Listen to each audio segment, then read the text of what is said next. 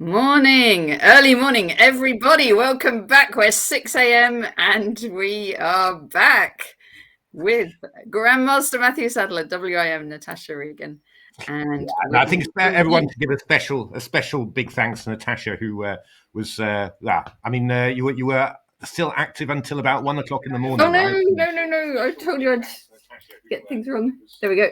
Right, muted. So okay. Until 1 o'clock in the morning, and then 6 o'clock in the morning. Yeah, but it's nothing compared with the players who are still going. And so we wanted to start off with Keith Arkle, who is still going. Well, more than still going. I mean, maybe if you bring up the results. Actually, let's look at the scores. Okay, the scores on the doors are ECF Charity Marathon standings. And look at that. Keith Arkle well in the lead with 4. We've got Chess Fiction on 3 to 7. Just beaten Keith, actually. I just saw there. So Chess Fiction on 3 to 7. I don't know who Chess Fiction is, actually. No. If we click on it, does it say? Let me try that. Big score, 100. Played fewer games than Keith, I think. 101. London. Oh, Matthew Dignam. Oh, right. Okay. 23-14 FIDE. Okay, and then Mark Hebden and Sunny Baker. Is that Chris Baker? Possibly. And then Ushko the Bear, Lance Master, S. Bolton, Toby Carter, HB beat me last night. I was doing well, but I was multitasking. I'm blaming the multitasking because I was trying to look after the stream as well. But he played well. But it's Harry Bryant, the very young Harry Bryant. Oh, Harry Bryant. Okay. Yes, he did. Actually, he did this lovely checkmate against me. Next one is Rock Troll, of course, playing from Vietnam. Rock Troll. So he's perfect at the moment. I think this is probably middle of the afternoon for him. Yeah. So he should be in great form at the moment. Yes. Okay. And then Queens and Pawns, whatnot, and it put me in the bottom because I'm logged on, right? I think 2 points. I did manage 1 win, I think, in my late little foray into the arena last night. So what have we got coming up, Natasha? We've got Sean Marsh coming up at 7, haven't we, as well? We do. Yeah. Let me get my program up. We have Sean Marsh. We have at 8 o'clock Ukrainian Grandmaster Mykhaylo Oleksiyenko. And then at 9 o'clock we have Jonathan Blackburn and Stanley Badicioni. Oh, young junior, great. He's going to be great. That's going to be lovely. Yes. Hi, female nurse. Hello. Hello. Are you playing at the moment? Because we're going to pop in on your game if you are. Oh, absolutely. Yes. So let's have a look. What have we? Who have we got playing? Let's see. Okay. Let's look at Ian Calvert against Mikhail Golyubov. All righty. Okay. And so Black's got this knight in on c4 at the moment. Indeed, it's quite a nice position for Black in principle. It's just it's these fianchettos for white. This is Grunfeld fianchetto Grunfeld type position. They're quite nice for white, quite solid. But the one thing, of course, is that putting your bishop on the h1 a8 diagonal, it sort of weakens your control of the the a6 f1 diagonal. Normally a diagonal where the bishop would be on d3, and Black's played very nicely to exploit this. And it's move now like maybe Queen a4 is quite interesting. Queen a6 is also quite interesting. I'm just wondering, actually, though, could White play knight b3 here, which might be a little bit tiny bit irritating. Stepping. I wanted to play Queen a4 to meet knight b3 with b6. The problem is, if you do that now, then the pawn on c6 is hanging. So I'm just wondering whether that was a slight inaccuracy from black. But I mean, in principle, this should be pretty nice, really. What I don't know is how many hours in a row either Mikhail Goluboff or Ian Calvert have been playing at this stage, which could be a Now, lot. I think that Mykhaylo was played a little bit at the start, but then I didn't see him for a while, so he might still be reasonably fresh. But I don't know I've about. definitely seen Ian Calvert play as well. I've seen him a bit more as well. Yeah, so it's. I mean, huge respect to all the players, and enormous thanks as well, because obviously, I mean, people playing, that's what make this event fun to watch and everything. And without people, playing vast amounts of chess in these 24 hours, it wouldn't be anything. So, huge thanks to everyone taking part. It's. But this is quite nice for black, really. I mean, I's doing it very nicely. Going to swap off the light square bishops, leave white with that rather poor dark squared bishop. And then, I mean, we're looking for a break like e5 or c5. I mean, it's not, there's no danger to the white king, so it's not like something is happening immediately. But I actually do want to give a shout out to Ian Calvert as well, because I do remember. This is like really years ago, but I just want to say what a nice guy he is, because I do remember, and I played him, but this was when I was just quite a teenager, I think, or quite a young player, and I played a really nice game, and I was doing really well, and then at the end I blundered the exchange, and he offered me a draw, and just because he because he was kind, and I still remember, it's one of those, some of those things like that when it's a big game for you and someone does that, you just it encourages you, and so he's just very nice, and you can tell he's playing for charity, and so yes, big respect to him as well. And Mykhaylo, I'm sure, is very nice, but I don't know him personally, so I can't. No, I know Mykhaylo is a very good guy, and Ukrainian as well, of course. Yes, done a lot to support his country as well. So fantastic. Both of them fantastic playing at this time. Yeah, everyone playing at 6 a.m. Yeah, so this is a nice position for black. Again, not easy to finish off because, I mean, it's easy. I mean, in a classical game, this is something that you sort of feel you can keep control of. In a blitz game, more tricky, always. But okay, it's a nice advantage for black because of the isolated pawns on d4 and a3. And that's an interesting idea. Queen b6 hitting the pawn on d6. That's actually quite an interesting idea. You're coordinating quite well here. You're attacking d4, then you're probably going to play rook d8 afterwards and attack the d4 pawn. But it's not easy. It's not easy to put this one away. Maybe actually you might have a think about playing rook a5 to d5. That might be quite a nice way of covering the fifth rank, which keeps your king safe and also activating the rook. That was probably going to be a decent one. It does feel like it's sort of clearly better, isn't it, for black with the pawns as they are? Oh, okay, that's a little bit sharper. That is actually losing a pawn, I think. Oh, not the d pawn. Well, I can take on d4. You take on b7. I give a check on d5. Only there is a vicious trap at the end actually, because the king goes back to g1. You take the pawn on a3. Ooh, and then white goes queen b8 check, queen b2 check. So, morning,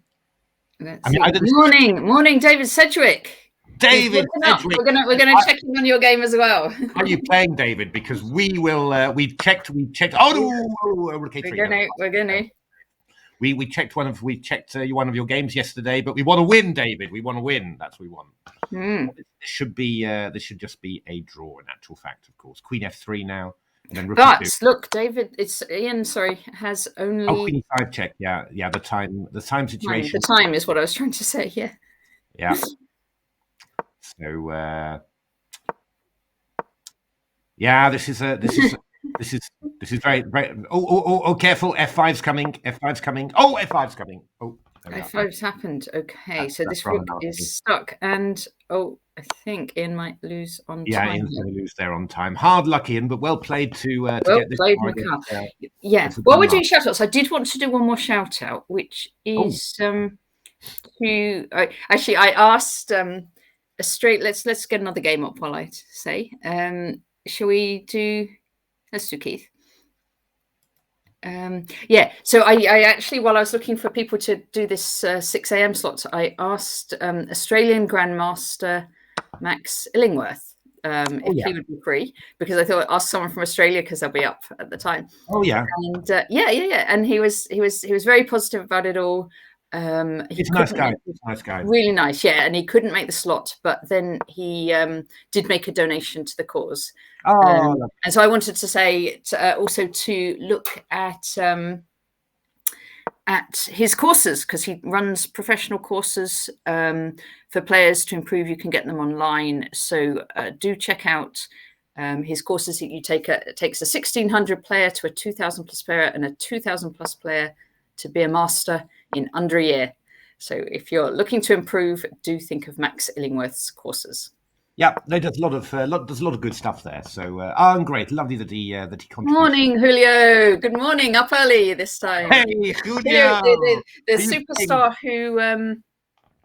who streamed for a full 24 hours last year. Yeah, and so also, while we're talking about people, then I noticed that the Duke of Bebington is still online and streaming, and he was also planning to do a 24-hour stream this year. Wow! So it looks like he's still going. So well done to him. I have to say, I'm looking at the game here between Keith and Chris Baker. Keith was in a bit of trouble, but I think he's probably getting out of it. Yeah. So this one's a knight ending rather than his usual rook ending. Indeed. It's I mean, it's one of those things. Actually, funny enough, I was watching a course by Grandmaster Oleksiyenko. Actually, the guy who's going to come on to our stream at 8:00. A very good course, actually. I have to mention that as well, because he is Chessable waived their fee on his course for March and April. And he's donating it all to Ukraine, everything that he receives for it.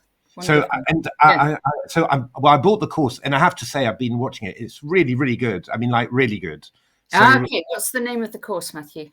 Let me just putting you on the spot. Putting you on the spot. It's dynamic. It's where's my? I've got so many browser tabs open. Sorry. It was the one I was watching yesterday was Dynamic Chess. There we are.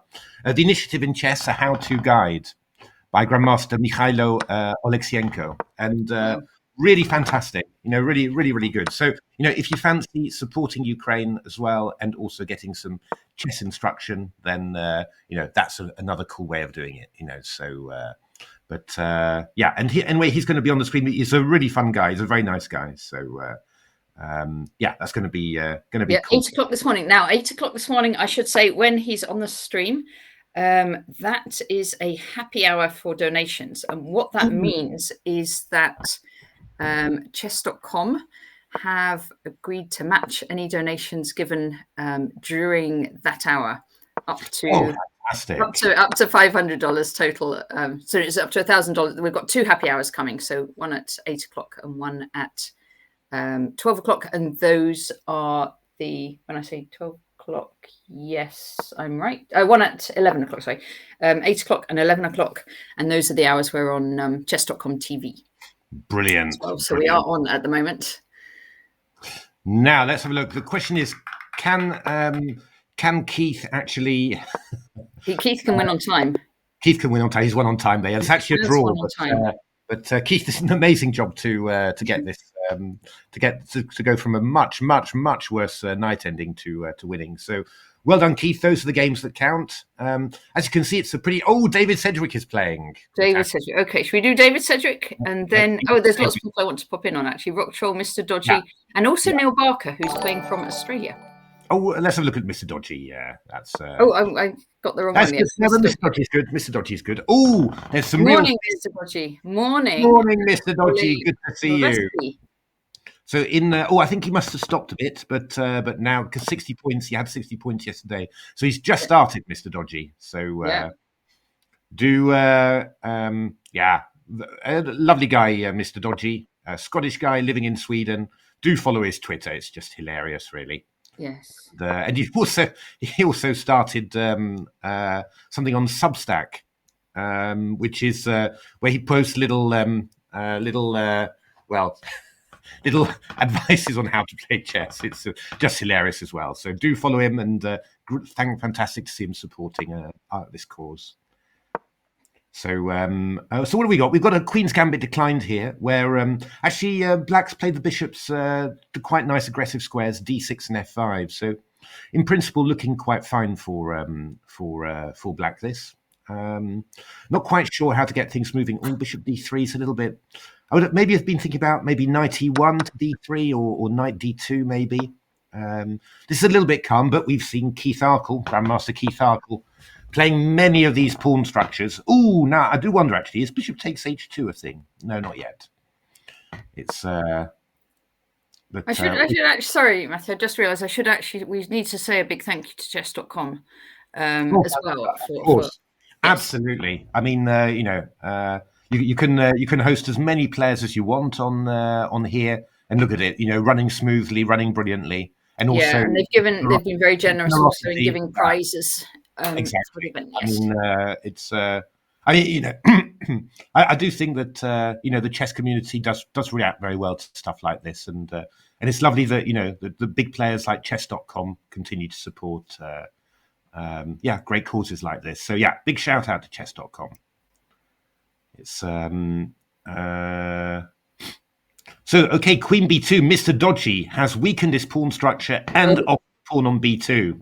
And Ole is coming in. Oops. It is poisoned. It is poisoned because we go rook b1 and rook b3 and trap the queen. It's just that because it's just, for example, if I go, it's just you've given yourself some knight g4 to rook e4. Oh, it's taken it now. It's rook b1 though. Rook b1. Yeah, rook b1. I think. I was wondering if you should maybe have thrown in a knight g4 earlier. I think that might have. Rook b1 has been. Yeah. Mr. Dodgy Dodgy's seen it like that. Look at that. Yes. It's like seeing a tactics puzzle come alive. So, this is. I think if any hope for Black here. What is he? You're going to sort of. You probably. I mean, you could even just take on a3. To be honest, it's not. Because rook takes e3, I go queen f5, and then fork two knights on d7 and g4. Yeah, I see. So it is actually quite horrific, this. Yeah. It's pretty good. Okay, bishop a3 plays, so now we defend e3, and then we could play e4 as well, actually. E4 would be a good move, actually, because the knight comes to e4, and then it's a bit tough getting your knight on g4 back. So, rook f3 is fine as well. But it's never easy to finish off these in Blitz. Black's going to play probably move the bishop back, play b5, a4, and just carry on as if nothing's happened.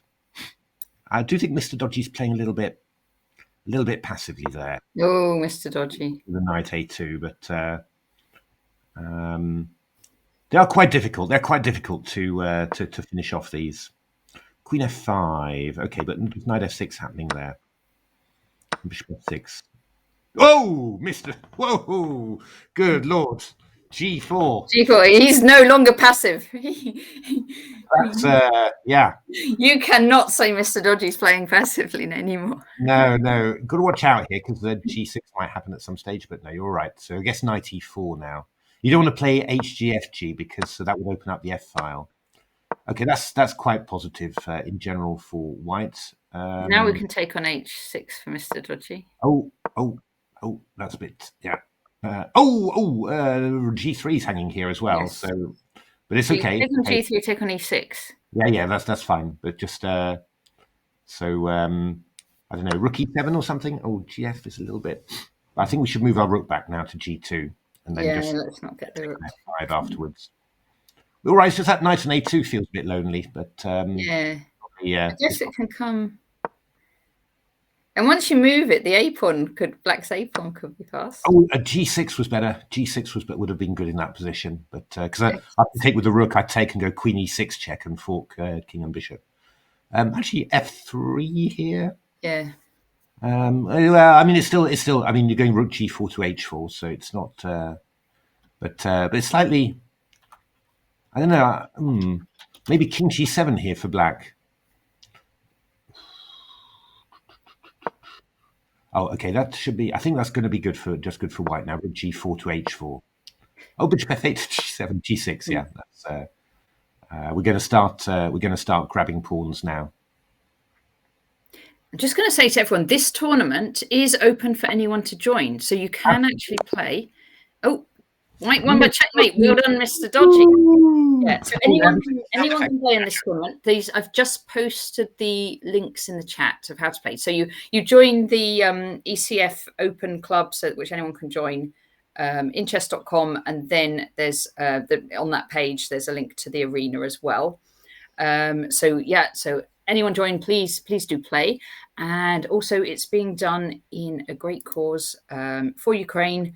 And so I'm going to let's look at female nurse. I just saw. I think the game's just finished. Let's look at David Sedgwick for a moment. And I'm just going to post also the links to donate as well in the chat. Okay. I'm seeing a game. I'm seeing a game up Rock Troll against Mr. Dodgy, which is quite. We can. Let's just have a. Let's have a look at this one. It's, last time we saw David, actually, he was playing knight c. He was playing knight b5. He played knight b4 to c2 for king and rook. And this is deja vu here. We're seeing him playing knight b5 to c7. I wonder whether David's repertory is based along forking people's king, queens, king, and rooks. Well, I think if those work a lot as a kid, and then you kind of at some point you want to revisit what you used to play in your childhood, don't you? Yeah, no, it's true. It's what we wrote in Chess for Life, wasn't it? It was that indeed the things that you play, are often things you played in your childhood. And now one good example of that was Tony Miles, who tended to revisit his openings from time to time, just enhancing them with new stuff. So in principle, black is a piece up, but of course, yeah. I mean, a bit behind in development. It's a bit open though, isn't it? That black king. Although a7 is not so bad. Right. Now we need to. It's just a question. It's a bit hard, bizarrely hard to generate some real threats. What about for white? What about if you castle, then bring a rook round from D to D1 and around? Yeah, like D4 and A4 or something like that. Yeah, no, it's possible. It's just I'm just thinking. So you castle, I go knight f6. I guess I can go maybe queen a5 or queen d3. So we're hitting a6. That gains us a tempo, and then we can bring the rook in. But it's not like 100% clear. That's what. Yeah. But yeah, I mean, there's definitely some compensation there. It's just that I get the feeling that your queen is going to get. So here, for example, you can go queen d6, and you sort of deal with the threat whilst offering the exchange of queens. That's just the annoying thing. And if you go after queen d6, if I go queen e3 check, I go queen b6, and it somehow brought my queen to defend, and so I'm not 100% sure there. By the way, you've got some sound effects, Natasha, so we do need to use. Oh, I thought so. I forgot about that. Yeah. But that's the wonderful thing about this app that you're using. It's, I mean, that's the killer thing, really. Do we have it? What do you want? A cheer? Yeah, go for a cheer. There we go. Fantastic. Okay. Yes. Cool. Because you've got the foghorn as well, haven't you? Or the Yeah. We got the foghorn. Wait a minute. I'll go back. You just want sound effects early in the morning. Oh yeah, it does help actually. That's a great one. I love that one. Queen b6. Okay. There we are. Just to clear the sinuses there. So I love that. Yeah, that's a great one actually. It's as well. But you can't help feeling that this isn't a business application. It's not done for. I mean, I'm just thinking about having it for meetings or something. Somebody says something and you go, ooh. You could do it all very well-meaning, but really offend your colleagues that way. Well, exactly. Oh dear, there's a few meetings that you'd really appreciate doing that for. Let's have a look. This is somehow what we were talking about has sort of happened there. The black managed to get the queen to defend from f4 to b6. Okay, so f2's gone. F2's gone. We'll get rook b3. So it's.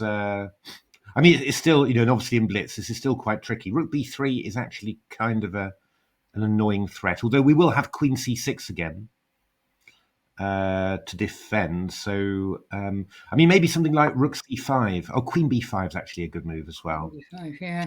Feels a bit risky, but it's there's no discovered attack really. I mean, we can go rook d7 check, but just queen d7 is fine. I mean, queen a6 check and king b8, and there's nothing nothing more there really. So queen takes. Well, a4 is David planning to I think this is going to be good. Going to be Black's going to win this because of the extra piece. Yeah, no, I think this is going. I think Sunday desserts. Yes, Percy Hepworth, Guitar Man. Morning. Whoa, Matthew is after. Woohoo! Oh, we need a sound effect for Percy. Sorry, a sound effect for Percy. Oh, have we got a guitar? I don't. Well, a foghorn will. A foghorn. Okay, Percy. This is your sound. There we are. I think he needs drum too. Oh yeah, drums. Drums is what he needs. It's Percy. Hey, Percy. This is Percy. This is definitely Percy. Yeah, that's right.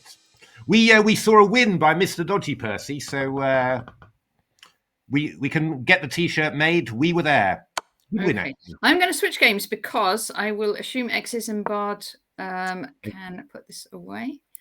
Okay. And let's go to Keith. I do want to do. Let's do Keith Article. Sorry, Rusty Bridges. We want to pop in on Rusty Bridges as well. Let me do quickly. No, Rock Troll, Mr. Dodgy first. Oh, and then let's have a look because there's so many games I want to see, which is wonderful. I was wondering how many games would be going at this time, but there's some good games going on. Indeed. So Rock Troll. I mean, morning hooligan. Morning, viewers of this channel. When we did we've done a number of the British Online Championships, got to know Rock Troll. The thing that I remember Rock Troll most for, of course, is the amazing Knight H8, which was the culmination to a very nice attack. Absolutely brilliant culmination. I don't think I've ever seen another attack where Knight H8 has been the key move, and I mean that was absolutely brilliant. So remembered it for that. But he's a super nice guy. Came on our channel as well. Done commentary as well. He's actually on. He's on a bit later this afternoon. He's fantastic. Really nice guy. UK time 2:00 with Amit Ghazi.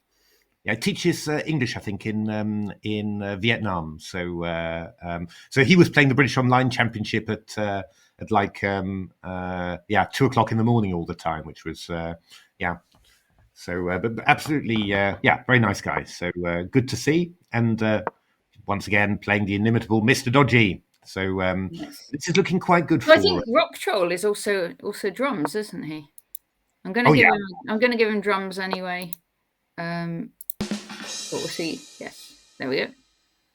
Exactly. Where does Rock Troll come from? Actually, I think wasn't it something he got called at school, or I'm not sure. It was. Where the name comes from? Yeah. He told us, but I've lost it now. Just. I think. Oh, it might be to do with his daughter. F7 was hanging there. So, but a lot is hanging, I'm afraid. So B5 is hanging. Yeah, F7 is hanging. Knight D5. That's a good idea, though. Dodgy's a rook up, though. No, he's not. No, he's not. That's counting. But I don't know. What are we going to do? Are we going to go Knight F4? No, there's Rook F7 coming in. Maybe we should just. Queen G5. There's a lot hanging here, really. The Rook C6 is coming in, so Queen B5. It's. Okay, G3. What have we got here? Is there anything that we can think of that might cause a threat? That move, Queen B5, was quite nice in a way. I mean, it pins the knight to the queen, so it just means that it's a bit tough to get some attack. Oh, look at that! Look at that! It played coming in with his queen. Okay, so we have to see what Rocktroll will need to go king Oh, to... no, 93 check. You had to go to H2. And Mr. Dodgy had 93 check. Winning the house. Oh, 93 now. But it's still quite strong. I mean, well, is it strong? I'm not sure. Well, the problem is that the rook on A7 is hanging. So when we go queen E3, you can't move the knight, which you'd like to F5 or something, because A7 is hanging. And queen G3 is threatened. So this could still be quite unpleasant. It might well be you need to do something like queen B3, actually. And after queen D4, then you can maybe take on F7. And that's probably why it's still rook F3. That's a little bit. Don't. 92, I think, even was possible there because you're covering everything. But okay. This is okay. Yeah. Oh, they've got no time. They've got no time left. Yes. Okay. It's all going to be on the clock. And yeah, I think Mr. Dodgy's proving faster. Look at that. Oh gosh. Mr. Dodgy express train. Oh, Mr. Dodgy is a very experienced blitz player. But Rocktroll's also pretty good. Have you ever played blitz against Mr. The Rooks and Priests. Ever played blitz against Mr. Dodgy? I've never played blitz against Mr. Dodgy, no. Rocktroll's actually. Rocktroll's bringing out all the tricks. White one on time. Oh my goodness. 2 seconds against 0 seconds. Heartbreaking. So, poor old. But great game. But they're 93, Mr. Dodgy. Right, there's loads of players I want to pop in on. One of them is Female Nurse. So let's do it now. David Sedgwick against Female Nurse. Let's have a look. So that's February 27, isn't it? And I do also want to pop in on Neil Barker, which we'll do next. Wait a minute. Is it black to play here? We've got Bishop takes G2. It is black to play. Bishop takes G2. He's actually quite friendly here. And then rook out. Yeah, well, Queen. He's done it. Female Nurse. Whoa. Oh, wait a minute. Do a gasp of gasp of astonishment, I think. Bishop G2. a gasp of astonishment, I thought. But, you want a gasp? Okay, let's do a gasp. All right, I'll do the one you asked for. Right, great. Let's have a look. How do we do this? I mean, actually, I'm wondering even whether knight d4 is quite clever. I was thinking rook d6, then rook g1, knight d4. I think is actually a very good move. Because if you go bishop d4, rook d4, I'm really bringing a lot of rook d4 now. D4. And you're threatening the knight on d2. You've got queen f4 check ideas, and of course you're also bringing the rook over to g4. So I think this was a very good idea. Slightly unusual to do it like that, but I think it was very good. Because after rook d4, I don't really know what one can do here. If rook d1, I can go rook takes d2 even. I might even have mates with queen h5 actually, but even rook d2, queen f4 would just be massive material ups. Yes, sorry, yeah, rook d2. And if you go knight f3, then I'm going queen h5 check and then rook g4. So, yeah, it's looking quite tricky there. Good for female. Nice attack there. Yeah, no, good attack. But Female Nurse is on fire. She beat Keith earlier, so it's. But you can really see how much she's improved with all the online chess over the past couple of years. Just ratings much higher and really, getting some good wins as well. So excellent stuff. Yeah, this is quite tricky. I don't think. But no pressure, Female Nurse. No pressure. No pressure. So it's this looks excellent. That's very well calculated. This was. So King H2 was having a bit of a think here. As well, he might. Indeed. I mean, maybe if you're thinking about the best move, maybe Queen E3 would be a decent attempt. But I think Queen G3. Okay. Well, we've got two ideas. Queen H5, right? Queen H5 feels like the most. Feels like the best. Yeah. There we are. And after King G2, we've got a choice. I mean, Rook D2 is very pleasant. 2 pawns. Rook G4 is also obviously very good as well. I think probably go for rook g4. Excellent. Really good play. Excellent. And although, what time is it for female nurse? Ooh, I don't know. I don't know where is she in America now. this is going to be a bit painful. Queen G5 check now. Oh, look at that. Picking up all the Knight pieces. as well. Indeed. Okay. Well played, hard luck, David. Well played, female nurse. Glad we caught that game. Brilliant. Oh, those sound effects, they are very good. All right. So let's have a look. You mentioned the Duke of Bebington was. He's been streaming all night. Yeah. I'm going to do him in a moment. Let's do Neil Barker first. Okay. Because he's in the chat. Well, 1:37 a.m. Well done, Raylin. Oh dear me. Going. So, this is looking quite nice. Nice game, nice attack, by the way. Yeah, lovely attack, lovely attack. This is looking quite nice for white, I have to say, in particular because of the king on e8 and queen on e7. And also the fact that you've got bishop d5 and also some queen a4s as well. So, yeah, no, really quite, this is absolute disaster for black, I'm afraid. Oh, that's no Barker. I just no. Good for Amen Hope. Ooh, okay, yeah, there's knight c6 check now, which picks up the queen. Knight g6 picks up a rook. Oh, rook takes d7 check. Oh, okay. That counts as slightly getting away with it actually, because you're going to get the knight at least, and you sort of castled. Yeah. Reminds me of the time that I played Julian Hodgson, and he sacked a rook on h8. And I said, he won brilliantly, but I asked him after, you didn't really need to sacrifice that rook, did you? He said, yeah, but then I was developed. So the idea was giving away your rook actually developed your king side, so he didn't need to think about the rook anymore. Typical. True. He was, it's so long ago, 1988, I think that was. He was just a young. It was seeing him yesterday, wasn't it? Yeah, fantastic. I always loved seeing Jules. It's I learned a lot from him actually. Just during my professional career, he was so completely opposite to me that that actually those are the people that you learn a lot from. Well done, White here, who I imagine is a junior player going by the 04. Right. Hard luck, Neil, but we'll be back and try and be there for your wins as well. Okay, I wanted to see. It was Matt Carr against Fly Zuba. Let's see. We want to see them both. Let's see Matt Carr first. So, well-known British arbiter, Matt Carr. Unlucky hooligan. We also saw Alex Holacek, didn't we? Another British arbiter taking part yesterday. So we did. Alex, there's lots of arbiters because we've got Matt Carr, we've got Dave Sedgwick, and we've got Alex Holacek, and maybe more. Is Aga an arbiter? Yes, Aga's an arbiter, isn't she as well? Yes, that's right. As well as being head of British. She certainly is. But, yes, and I think 95. Ooh, 95.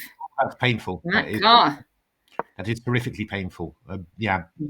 Quite a few. Yeah, 96 is horrific. Bishop e6 is also unbelievably strong. Yeah, that's either one is. You can't remember the notation, female nurse. Oh, for your game. Because the thing is, if you play online, you don't ever have to write down your moves, so that's fine. You don't kind of need to so much, do you, with notation? So what can we do? We can go d5. We can go knight g7. Actually, this is also very strong, what Matt's done. So, yeah, I would just go d5 here. Oh, well, knight d5 actually is also very strong. I mean, it's really. That's clever, isn't it? Knight d5, and if queen takes, you're gonna. It's kind of an embarrassment of riches, really. That's a bit of. It doesn't ruin anything, but a slightly strange move, maybe. But I think maybe Matt was playing for knight g7 or something like that. But okay, fine. Knight g7, he's done. It's a bit, just the way it's done. It's letting black escape a little bit because you'll go over to c8, but still, just knight back to e6 check and should be an easy win. Queen goes back to h3 and okay. Going for the old queen's. Game. Probably should bring that knight back. Just bring it back to h5, I think. Then play rook d1 and nice and solid. It's 2 pawns, so obviously should be winning. But ooh, bishop e3. That's not so. So now we go knight e. Okay. I mean that was very good with the queens on because because obviously the f file and then you're attacking only is a bit less clear. I mean, yeah, knight e5. I mean, you could throw in a rook f8 here actually because you're going to be forking the king and then h7. That's possible. I mean, another decent idea would be to play a move just like I suppose h3, b3. But it's just going to take you a little while because that knight on e5 is nicely entrenched, and the your pawns. 2 of your extra pawns are actually doubled. Doubled, yeah. So although it's 2 pawns, you sort of not mobile anyway. Yeah. So I mean, they are useful to have a 2 pawn. You'd rather have them than not, but it's good. It just makes it a slow conversion, really. So and black, I suppose, black in the meantime should be trying to get his queenside majority. Really, what black's playing very quickly. If my that's the point. That's why I do find I do find that in Blitz swapping off into this sort of ending and then just playing to win it after it can be a little bit risky if your opponent's playing fast. Oh, okay. So that was what Matt wanted to do. He defends a knight on e6 and he's able to take like this. Ooh, but he must be losing something now, surely. I mean, this isn't knight g8 possible here. So knight g8, okay, knight g8, knight b6, and then king e7. Yeah. Another piece. Okay. He's got away with it. Yeah. Knight g8, you've now got rook f8, so you're surviving. But this is still, I mean, knight g4 is possible now, hitting f6 and e3. This is a very interesting game, isn't it? It's quite fun. It's quite fun. It's always the same, right? With Blitz, it's never ended. When you think it should be. It always carries on. But rook f8 now is the only move. You got to do that now. And it is good. It's good for it's actually good for white as well. So because you can't avoid the exchange of rooks because okay. So that's sort of back in control now because takes knight takes, you take on h7 and then you've with your 3 pawns up then and that's 3 pawns up. Okay, 1 minute 39. Yeah, it should be doable. Should be doable. Okay. Knight f. Oh, we could have swapped off knights. Oh. Yeah. That would have been beautiful. But okay, I mean, still good. But e3 is. Well, surely this h pawn's going to be helpful in getting the king out. Yeah, no, that's right. It's just that knights. Okay, you can't defend this. Yeah, one. I mean, the thing about these knight endings is that they're a bit like rook endings as well. In rook endings, things disappear quickly, and in knight endings with plenty of pawns like this, things tend to get chopped off, and it's not just with a knight and pawn. It's not easy to queen that h pawn particularly. So okay, knight d1 because now knight's coming around to c3. Yeah. Oh, it's tricky. You're right. It's just very tricky. A little bit tricky.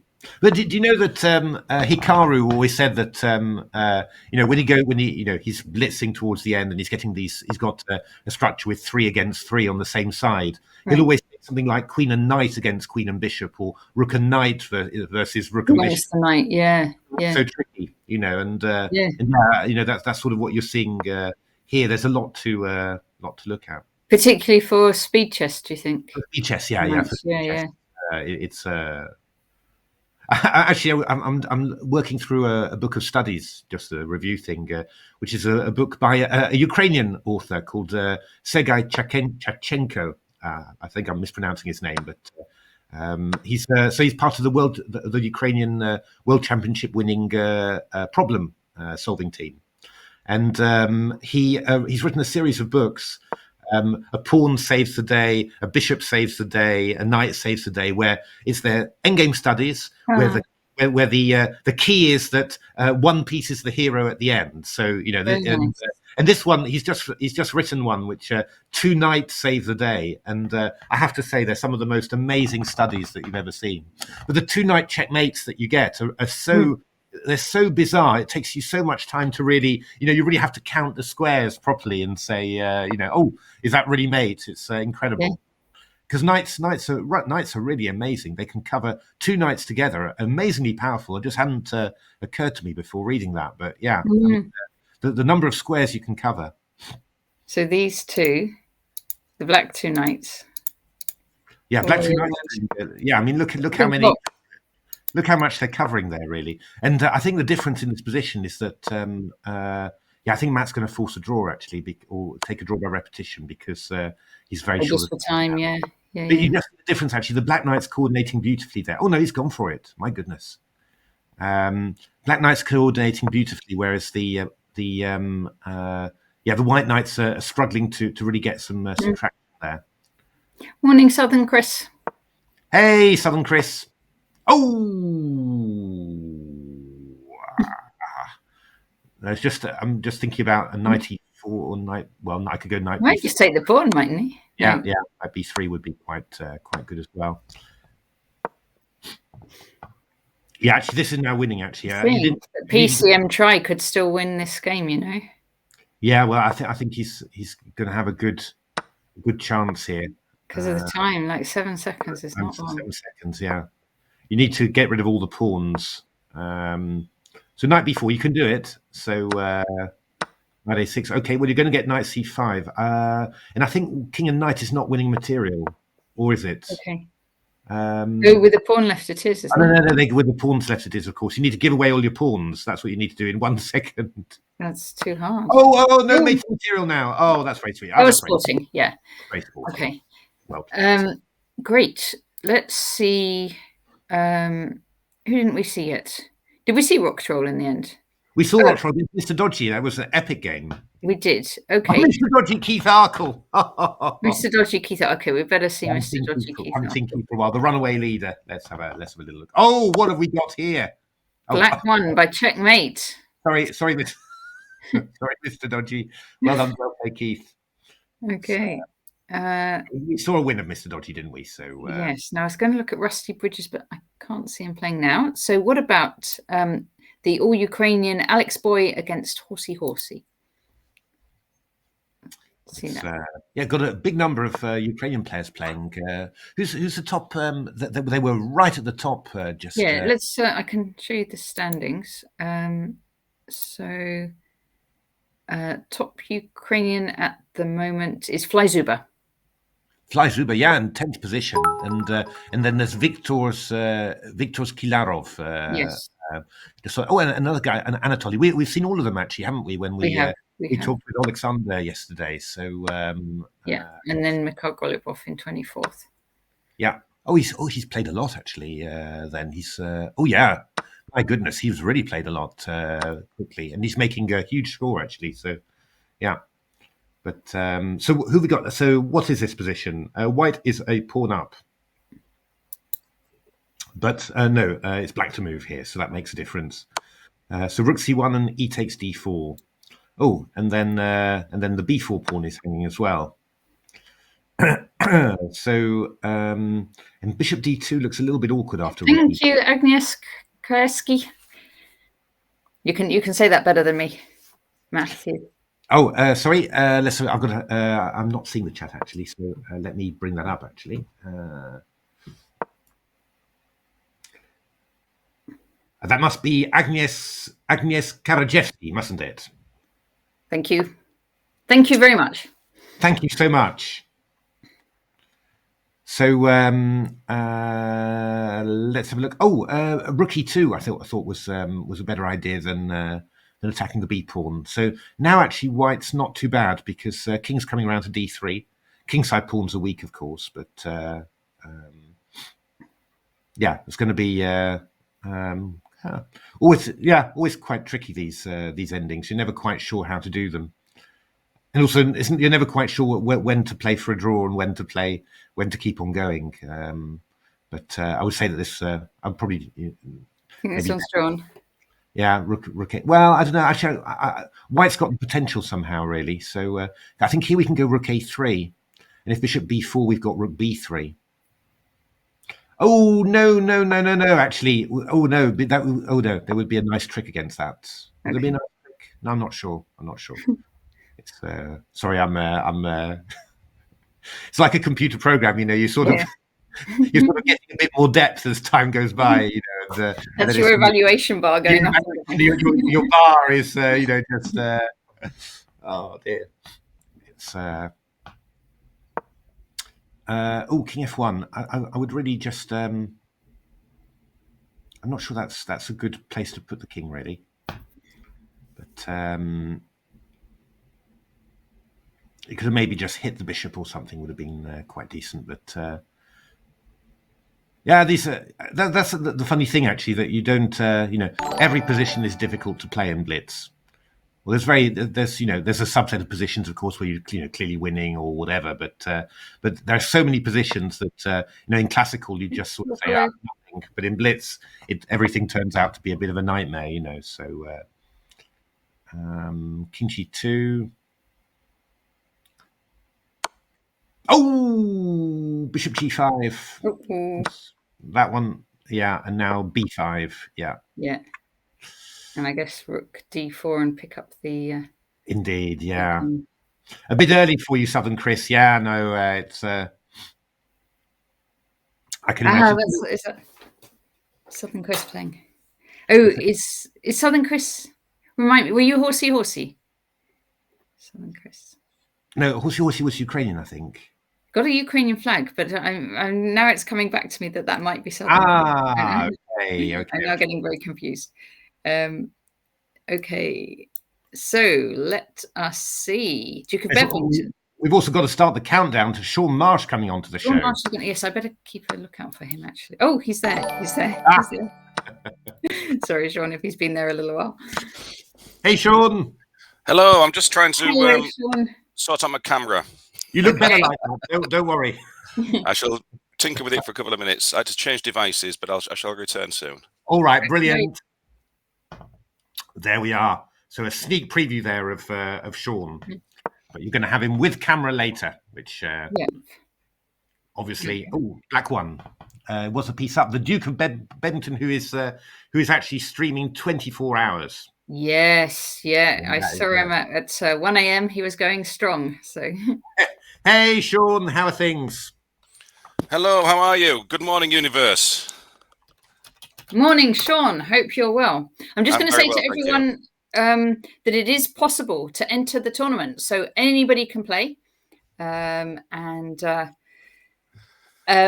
prizes. I think in order to get a prize, you need to be. I think it's in the UK only, and you need to have donated at least £5 to the charity. It's all in aid of Ukraine. It's a blitz for 24 hours.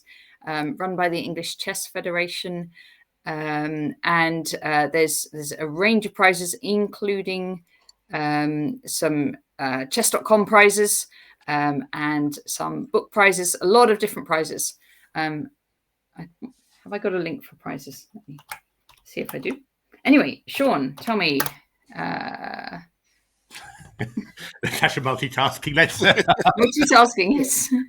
I mean, can you imagine? Natasha was still going at 1 o'clock in the morning, and then she said to me yesterday, "Can you do the 6 o'clock start? I'll be there." So as well. So it's dedication. That's what it is. I was a bit confused when my alarm went off, but the players have been going for the full 24 hours, and Duke of Bedfington has been streaming 24 hours. I don't know. It's you've done a great job of bringing so many commentators, because every time we get this event, you get Mickey, you get Jules, you get lots of players that you never really hear from normally, and they all do it, and it's fantastic. I don't know whether you saw yesterday, Mickey and Jules doing the commentary, but it was absolutely hilarious. Hilarious, yeah, really nice. Really those nice. Two, they really, I mean, they're great friends, of course. They really bring out the best in each other. So it's. Have you two had time for breakfast? No, I haven't had breakfast, and I do feel like a cup of tea, which I will manage at some. My break is. You can always go for it, Natasha. Put a game on and then grab a quick cup of tea. That's true. If you like. Yes, because otherwise it's 9:55 for my cup of tea. Yeah, I think you desperately do need one. You can share mine if you want to. Oh wow! What is that? What is that, Sean? That's Sophie Ellis-Bextor. Oh, you should always wake up to Sophie Ellis-Bextor. That's my advice. We're gonna get a whole load of Sean's puns. Well, I must tell you that there was a bit of a disaster in the kitchen this morning. There wasn't enough bread to make toast, no milk for cereal, so I had to cook waffles. Oh, I'm quite sad about it, Alex. I love that cat. Oh, Sean. All right, bring up a game, Natasha. Anyway, let's get some chess on the go. Have a game on. So we've got the Duke of Bedlington, have we not? Yeah, he's finished there. He's finished. Apologies. Let me get with it again. Okay, new game. We will look at. Let's look at. Neil Barker. Neil Barker's. We saw. Horsey. Della Corta. Let's see, Della Corta against Keith. So Della Corta is Danny Rosenbaum, one of the organisers, and Keith, we know, Grandmaster Keith Arkle. So Keith swapping off pieces straight away, heading. Oh, Danny knows him. Danny knows him well, but Keith, he's trying to swap off one bishop and now going for the others. Oh, and Danny's refusing. I'm sure this is all. No end games against. Game here by Danny. Yes. Yeah. This is. We just got to be careful. Yeah, bishop b2 just to stop bishop c3. Now d5. Yeah, this is quite a typical structure. One of those old what do they call them? Zukertort structures. It's in principle. Ooh. Is that legal? I think it's just there's something on the d file. You're just sort of thinking, but maybe it's okay. I mean, bishop d2. Yeah, okay. So there's. Wow, Danny's really going for it here. I think Keith's smelling some pawn weaknesses somewhere. So this pawn on c4 could get weak, couldn't it? Yeah, and the d file's a little bit worrying. I mean, if Dan, the natural move would be to just move the light square bishop back to e2 or something, but then I'm sure Keith is just going to go dc, and as if by magic, he's swapped off masses of pieces. So, and of course that knight on c5 is going to be lovely, really. So this is a bit. So actually, I think d takes c4 here again, right? Yeah. And the problem is you've got this c takes b3 coming. So okay. Now this is going to be quite tough. Thing is, as well, that throughout the whole event, Keith has been playing at express train speed. It's just he's so fast. He really is. It's and he hasn't slowed. I think if anything, he's speeded up actually. You're always seeing him, 2.5 minutes ahead, by the end of the game. So I think that's the only way you can really play this sort of event. I think you've got to have that discipline and that. I presume after playing for so long through the night, etc., you'd get into a rhythm of play anyway. Yeah. I think at some stage you mustn't be thinking anymore. You've really got to be, just playing the moves naturally, and not asking yourself too many questions. G2 is a problem now. Bishop b7's coming, I think. Yeah, I mean, rook c8 first, lovely, and then rook takes c2, and then I imagine Keith will just spend first of all a little bit of time. Della Corta's had enough. That's fair enough. That was very impressive. So let's see the standings then. So Keith Arkle is well in the lead. He's also on fire, and he's got 478 points ahead of Chess Fiction. Should we see if Chess Fiction is going, actually? Yeah, he actually, we came towards just the end of the game and where he managed to beat Keith, actually, which was okay. But I think he's stopped there. Mark's hasn't started yet either. I wouldn't have thought that Mark would start too early, to be honest. He's never looked at his best with early morning starts, I have to say. It's okay. Always remember, I played him. We played at the Blackpool Chess Congress, and I actually got him on the perfect time. It was the Sunday morning round, so, at 9 o'clock in the morning, and it was that was always going to be the best time to play him. So Queen D4. I do have to say, I mean, you just Queen A5 is a little bit nasty. We've got a little Queen E1. Yes. Ooh. Be careful. So how are things going for you, Sean? Because we saw you at the London Classic giving coaching, lots of training to people again in real person. Must have and felt a quiz. In person both times. That's right. It made a nice change after 2 very, very strange years where everyone's done well to, first of all, stay alive quite seriously. Yeah. And then secondly, to get things going and not have to do something else. Very, very difficult. We've kept all of our schools going. We switched to online training for a lot of them who wanted that. And that was a great success. And that's the same throughout the rest of CSC. Yeah. And without changing our ways and adapting really, really quickly, we'd have lost all those schools because they would have moved on after a year or 2 years. Yeah. Continuity, but CSC did a fantastic job of keeping things going, and it's a struggle now because, schools.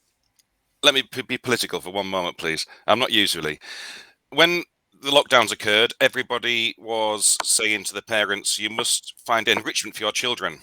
You must enrich them in ways that go beyond the normal maths and English, and sport, art." All these sort of things, and these were exactly the sort of things that have been cut from schools repeatedly over the years. So the onus was on the parents, and when the schools returned, they had a little bit of money to continue the enrichment, but that's all gone now. So we're struggling now to keep schools interested purely for financial reasons, and it's really sad that people have changed so quickly. Back to that. It all. Somehow the world's just changing so quickly all the time. Oh, by the way, a female nurse is saying, please say hi to Sean. Female nurse, we miss you. It's 2 a.m. where you are. What are you doing up at this time? Not playing chess at home all the time.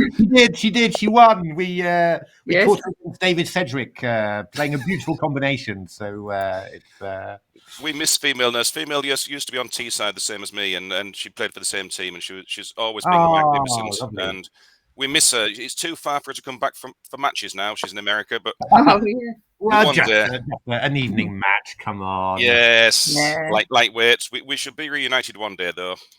Hopefully, certainly will. But it's lovely that it's still playing in English online events. I mean, that's the great thing about the online events. I think there's it would be such a shame if I think it's so good that these online events are continuing. Even though the pandemic is ending. It's great to have over the board chess and to keep the online chess going as well. Because you look at how much has been built up, and I was thinking about it, just yesterday. But all of the people that we've met, like Rock Troll, like Percy, all the people who follow our channel, the channel regularly and the commentary, you probably wouldn't have met most of them if it was just over the board chess. So there really has been, a big social factor in Richmond, and all the juniors as well. I mean, we've got to know Stanley and Freddy and all Theo and loads and loads, Dennis as well, all those juniors, and really got to know them and interviewed them and all of that. So it's done a lot. So it's you're really glad that that all the events are continuing as well, and that we can do stuff like this. I mean, how else would you get Mickey and Jules and all these commentators together? Just like that in one time. So really good to do it to see that. It was the same for the UK Chess Challenge as well. Sarah and Alex Longson did a terrific job in moving the mega finals online, and that was fantastic. And without that, it would have collapsed, and we wouldn't have it anymore. But now we've got the option of online mega finals and in-person mega finals. So those who have adapted have done a fantastic job. They're really hard-working people. Yeah, I mean, actually, the way that chess has grown online a page 4. It's gone. It's still it still really hurts somehow. Which is, it's just all the flashbacks that you get of your own blunders. That you see that you think, oh, I know how that feels. So it's Chris Baker playing Keith Alp again. They've already had a couple of games this morning. So yes, okay, we can see that. Are the pairings completely random? It's just whoever's waiting for a game. Is that how it works? That's right. Yeah, that's right. So it's I mean, often you play somebody with the same number of points. I think that's the preference. But very often what's happening is simply that You're just getting anyone who's available. I mean, at the moment, actually, the pairings are incredibly strong. It's just a small group of yes. So anyone in the chat who's watching, you've got a chance, really good chance of playing an IM or a GM if you'd like to. Just join the tournament. I'll put the link again. Yeah, and absolutely. And yesterday, a female nurse sent out a tweet. She beat Keith in yesterday. So I mean, there's also. I mean, you're playing grandmasters, some of whom have already been playing for 10 or 12 hours. So yes, always there's a good chance to beat a grandmaster. We're getting close to a mate here. We're getting close to a mate. E3 and Rook H1. So Keith's. This is a very Keith position, this one, I think. Yeah, but, I mean, have a look at the clock as well. It's there's like it's incredible the clock time. It wasn't G3. Oh no, sorry. Yeah, no, the thing that escapes out, but that's definitely in the position. If you start giving a few checks, then G3 and Rook H1 will be made. But this is really, this has been quite evil from Keith. Really, He's just actually Chris is playing really well, but he's just getting ground down by Keith and endings all the time. So it's let's have a look. Who else have we? Okay, let's have a look at you. Oh, I was going to look at Johan. I think it just finished. No, Anuevo. Did you say or Flyzuber, who is? Flyzuber. There we are. It's up there. It's top. There it is. Okay, yeah, that's what I want to see. So top Ukrainian at the moment, Flyzuber, playing against Johan Kidal, who is, I think, another arbiter actually. Oh, okay. So Flyzuber is a bit of a crazy player. We saw a game yesterday. He was playing H5, G5, G4. So it's. But he's been doing really, really well. This one should be drawn, of course. This is just bishops. Of the coloured bishops, G4, F. He's got that was sneaky. That was sneaky. So should still be a draw, of course, but you can just. I think you just play F5 here. You should just F5 would have been decent there, but F5 would be quite decent now. Oh, that's a little bit. HG. I would have gone maybe FG just to at least then the king's got some sort of entry point, along F6, E5. But it shouldn't make a difference. Just keep on staying. It should be a draw, shouldn't it? With opposite. It's just a total draw. Yeah. There's nothing. Okay. I'm going to switch games. Although, wait a minute. All right, I'll stay there for now. Really clever. This was really clever. He's put the bishop on A5, and now he can play D5. Oh wow, that was really clever. Now the question is, this is probably still drawn, of course. It's just being off the bishops. That was very in terms of causing your chance. This was very nice. But you shouldn't be able to do anything here. Oh, Black won by resignation. Wow. Okay. Actually, but never mind. Brilliant. Lovely idea. This bishop A5. Yeah, that was nice. That Black is 1 minute ahead on the clock as well. I think that might be a factor. Yeah, I think that's probably true. I'm sure you could run Black short of time. Female nurse says she was lucky yesterday. No, I'm gonna have to look at Keith Arkle against Mr. Dodgy again. Oh yeah, the win. Crowd wants to see it. So the last time we came, Mr. Dodgy, it was just mate, wasn't it? That was but we've seen a Mr. Dodgy win today, so that's cool. Unfortunately, I think there's a bit. I think his bishop on F5 is, dare I say it, a little dodgy there. Look at this. Yes, we've got a couple of dual threats here. We've got E4 and we've also got knight takes B5. So knight takes B5, making use of the pin. Yeah, so I think there is a bit of a double threat here. Mr. Dodger's got a thing about potatoes, hasn't he? For some reason. Yeah, it's just. If you've ever been on his channel, then he's got some fantastic emotes. He's got a potato with googly eyes that rotates. So he's just. It's just that I think in this position he might have had his chips, Oh dear! So that was really. I love that whirling potato icon. It's just really. I don't know. I'm not quite sure how it started, but he's always coming up with crazy stuff. But eventually, he decided that you had the chance to ask the world players questions during the World Championship, and he kept on submitting stuff like, "What's your favourite potato-based snack?" If you had to choose between a new potato and an old potato, which would you choose? Obviously, his questions never got asked, but it was, every day he was coming up with a new one. So I'm not quite sure about why it started with potatoes, but it's one of his running gags. They were extraordinary questions. I'm just so glad he doesn't fritter his time away. Ah!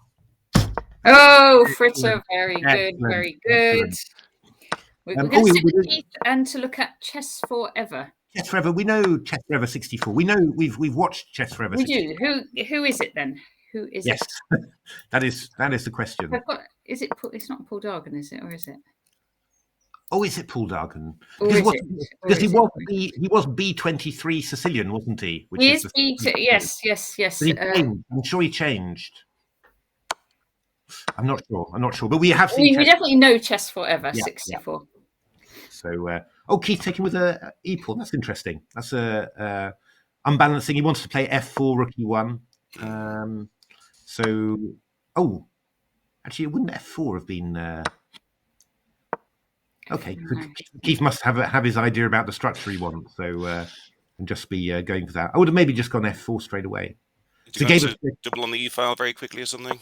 Yeah, I think so, and then try and get in F5 somehow. Yeah, maybe he'll even go Bishop C6 actually soon. That might be another threat that he's coming in for. Queen A4 to C6 is another idea. It's actually quite unpleasant for Black. This, I think, if you're going to be careful, Bishop D7. That's a good move. Actually, that's a very careful move. Bishop D7, because now you can play Rook E8 and just have it's not actually that much anymore. I think maybe Keith would have needed to play Queen A4 to C6. That would have been decent, but again, Keith is already a minute up. So it's pretty good here. But I think you can go King F8 here, for example, or Rook takes and King F8, and it shouldn't be anything at all for White, really. I think the thing is, Keith's opponents start to fear the endgame, but they can't seem to stop it. And there's a lot of time trying to stop that happening. Well, actually, funny enough, I mean, it's you notice that's what happened with Magnus Carlsen, actually, because around 2013-14, that was when he was just winning any endgame almost, it seemed like, against the top players. I mean, he beat Vichy from these rook endings, and he beat Radjabov, I remember, in the candidates. We were maybe even watching Natasha, I think, but he beat Radjabov in the candidates. He lost this game to Ivanchuk with White. Terrible for Magnus, and and then he goes and beats Radjabov from a slightly worse position as Black in 120 moves or something. And but then I think at some stage the top players realise that it's no point trying to avoid an end game. If you want to match Magnus, you've got to be just as good. And you just saw everyone's end game play just increasing enormously in strength. They just all worked at that part because they had to. So I think that's the point about playing Keith, is that it's not, you shouldn't be avoiding end games. You should just be making sure that obviously that you improve at them. That's a very good point. Thank you. That's very good advice. But I think that's also why it's so good to have variety of players in your in your chess environment, because depending on their strengths, that motivates you to improve different parts of your game. I think so. If you play Keith regularly, then you're going to have to improve your endings, because you're going to get them. It's so. It's what I said. I'm going to drop off for a second, but I'm going to keep sharing my screen. Brilliant. Okay. Have a little bit of breakfast, and then I'll be back shortly. Fantastic.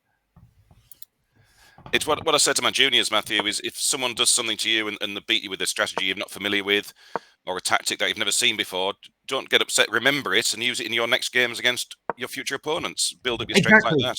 Yeah, exactly. I mean, to be honest, it's often the thing with opening preparation that you sort of start working at something and you say, I'm going to play this with White, and then after a few hours working, you say, oh, I rather like it with Black. So it's I mean, it often takes seeing something in the board against you and thinking about it. And nothing stimulates to make you G5 check coming in.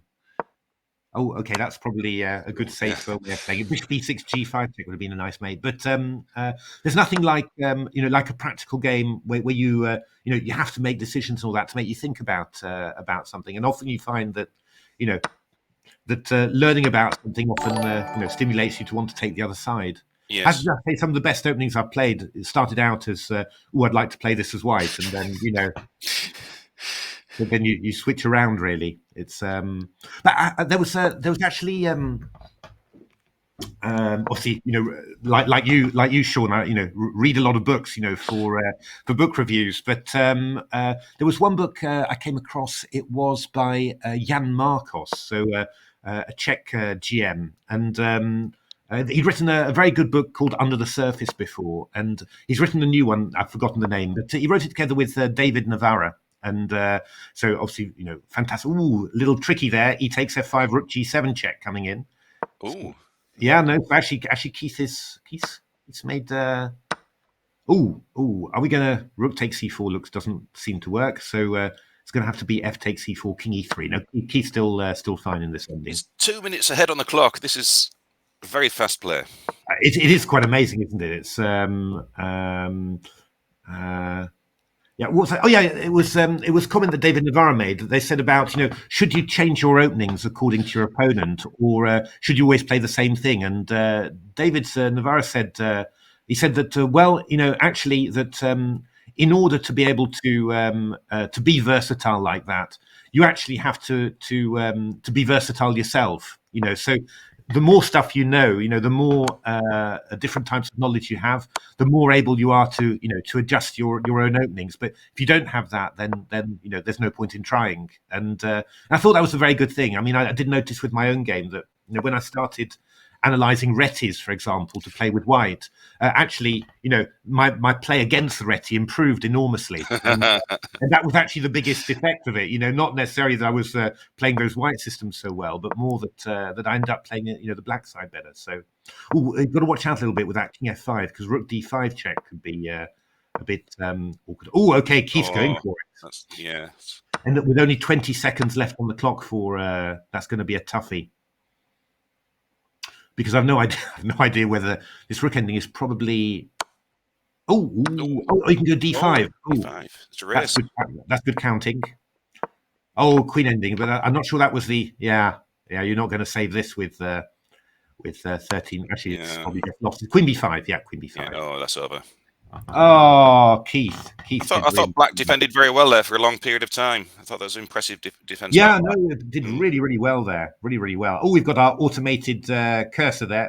Put Mykhaylo Golubev off. We haven't seen him for a while. Just in the centre there.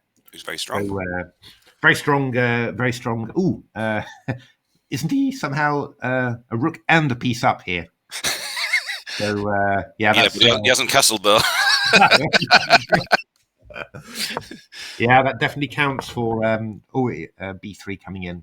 Yeah, maybe we should go for another game. That's a very clear win there. Very good guy, Mykhaylo Golubev. Very, very good player. And this is a good one. And keep him out for his countrymen in Ukraine as well. This is exciting. Stambad! Is that Stambad? Really? Yes. Stanley Badachoni, English junior. It's actually Stambad against Dagny. Oh, against Dagny! My goodness. So the thing about Stambad is that he's very, very fast. So and a bit of a crazy guy and really, really nice guy. So we met him for the first time actually at a Richard Pert junior training event. So. So it was that's really nice, because we followed a lot of his games. They're always crazy, always fun. He's a very nice player, and and he was in real life he was just as we'd imagined him. It was really good to see that. So Dagny obviously very strong player with white, and so actually it's going quite well for white so far. Just broken up that centre. And funnily enough, that central control, that's just also stopping black from playing g4. So it's one of the nice examples where central control, really does also exert power on the wings.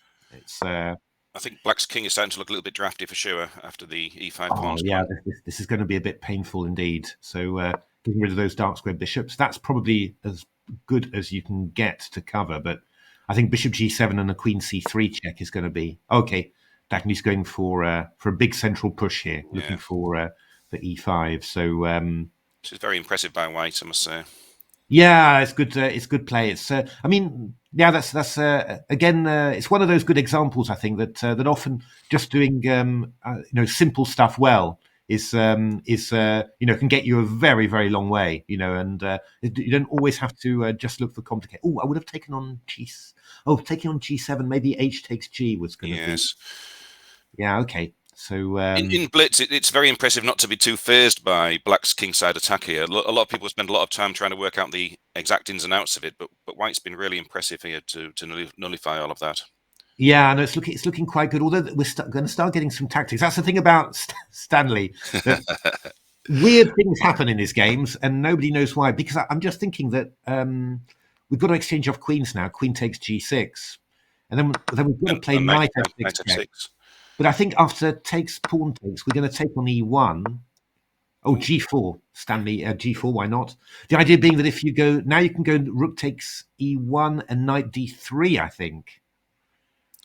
There's f7 check coming in some of these lines, isn't that? It could be and then king f. Oh, knight h8. Wow, Stanley, knight h8. Actually, that's quite good. That's quite good. Yes. Wow.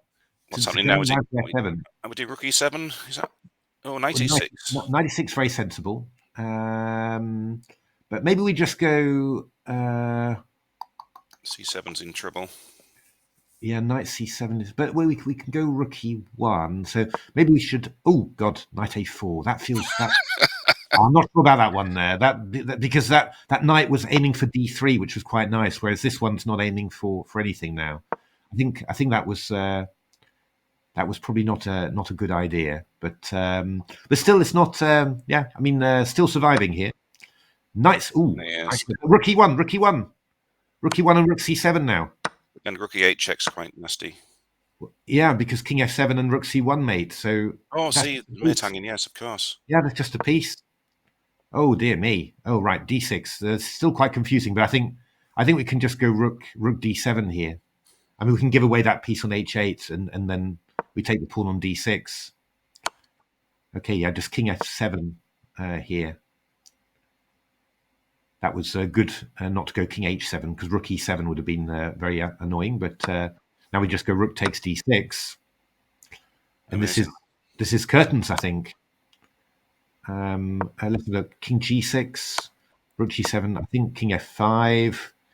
Yeah, it's just. Oh no! Yeah, we can play f7 after it all, can't we? If we secure the back line and then play f7. H4. Yeah. Oh yeah. We shouldn't have gone up with the king. We're probably going to need to go knight c5, I think, and bring that knight back to e6 or d7. I think that's a hard move to find, isn't it? Knight c5, given that it's all been on the king side at the moment. Yeah. There you go. This is quality. Yes. Sunday's he's a really good blitz player. He really is. He's just thing about him. He's just really up and down. That's the thing. You can never predict what's going to happen, but he finds a lot of very good moves. Got a big edge on the clock now. That might be significant. That is true. Oh, king E. That's an interesting move. Rook d5. Oh, we're going round the houses, are we? King f7. It could be rook e7. We might go. Are we going king f8? No. Stanley's going to e6 again. We might have gone e7 there. Actually, e7 would have been really, really nasty. Oh, we're going to get to become. A weird little draw, but I think he might be getting time. I might be sort of using up White's time as well. Off the draw. Yeah. They're taking the draw. Okay. Yes. Yeah. No. Well done, Stanley. Well done, Dagny. That was a fabulous game.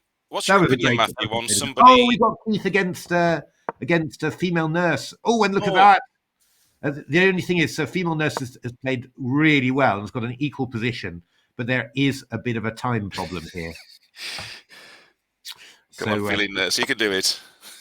So yeah, this is the thing. Of course, Keith's just playing these so fast that even getting an equal position, it's not enough really, because he's just going to carry on for forever here. He's a little bit better now, Keith, but still obviously drawn. But it's just too. Yeah.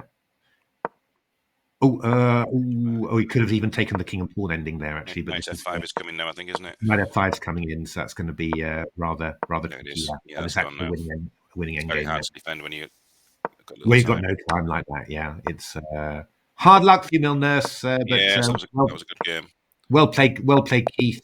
That's but amazing time. I mean, 2 minutes 56 left after all of that. Quite amazing. Oh, we got Stambad playing his normal Bishop F4 Jabava system. We've seen this very often. Ooh, this is a bit risky. What he's done, what Black's done here. Queen G6 check is quite nasty. Do we know the opponent, Matthew? This is the Duke of Bebbington, who I don't actually know who that is, but I do know that he is streaming for 24 hours straight, the complete hero. So, huge respect there. Actually, this has not turned out too badly. We can go Queen D7 and swap off the queens here, funnily enough. Oh, Bishop E5, Bishop E5. Oh. Suddenly it's not very healthy.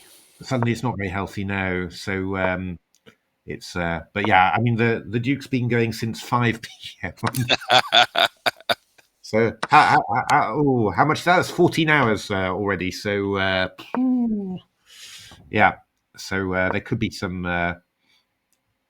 It's typical, isn't it? Stanley just giving the piece back. And yes. Oh dear. Did you say Stanley was a junior? Yeah, he's a junior. He's a junior. Do you know his age? He is. How old is he? Natasha knows this, I think, better than me. I think is he 12, 11 or 12? So that's phenomenal. He's playing superb chess. Yeah, no, he's really good. I mean, there's good prospects in British chess at the moment. You noticed it with the junior training that Richard Perk gave. It was really you just saw. You're doing. We were doing all sorts of tactical puzzles and all of that. And the number of little guys and girls who were putting their hand up. Yeah, seen that. All that. Really very very impressive. So and you really have a feeling that that with the pandemic as well, the level has just gone up enormously. I mean, that's the amazing thing that. I think for juniors, they've junior chess. Pandemic has has actually really given a huge amount of opportunities. So I mean, you saw how good they were. Knight F4 check. You saw how good they were online, and you see them playing over the board, now, and they're still just as good. So it's brilliant. It sounds very. What impressed me there with the junior was it Stan? Did you say his name was Stanley? Yeah, Stanley is. He wasn't afraid to give back the material that he'd won, which is unusual for juniors because they want to hold on to it. And then secondly, he wasn't afraid to swap the queens off when he was attacking because he knew it was easily won after that. And these are very mature decisions, which juniors tend to struggle with. Yeah, it's true. I mean, I think it's. I think playing all this online chess and all that. It's. Obviously, it's. Sometimes it's. It's swings and roundabouts, really. But one of the great things that it does is it gives you a lot of experience in taking mature decisions. In typical situations, and I think you're seeing that a lot with the. With the juniors. They really. They take good decisions. In terms of. Finishing off games and stuff like that, and really very mature. I mean, the only downside to playing a lot of this Blitz chess is that I think you end up taking a lot of shortcuts which you can't take in classical games. Like, for example, for finishing off games, you run the opponent short of time rather than just converting it. And that's something you've got to watch out for.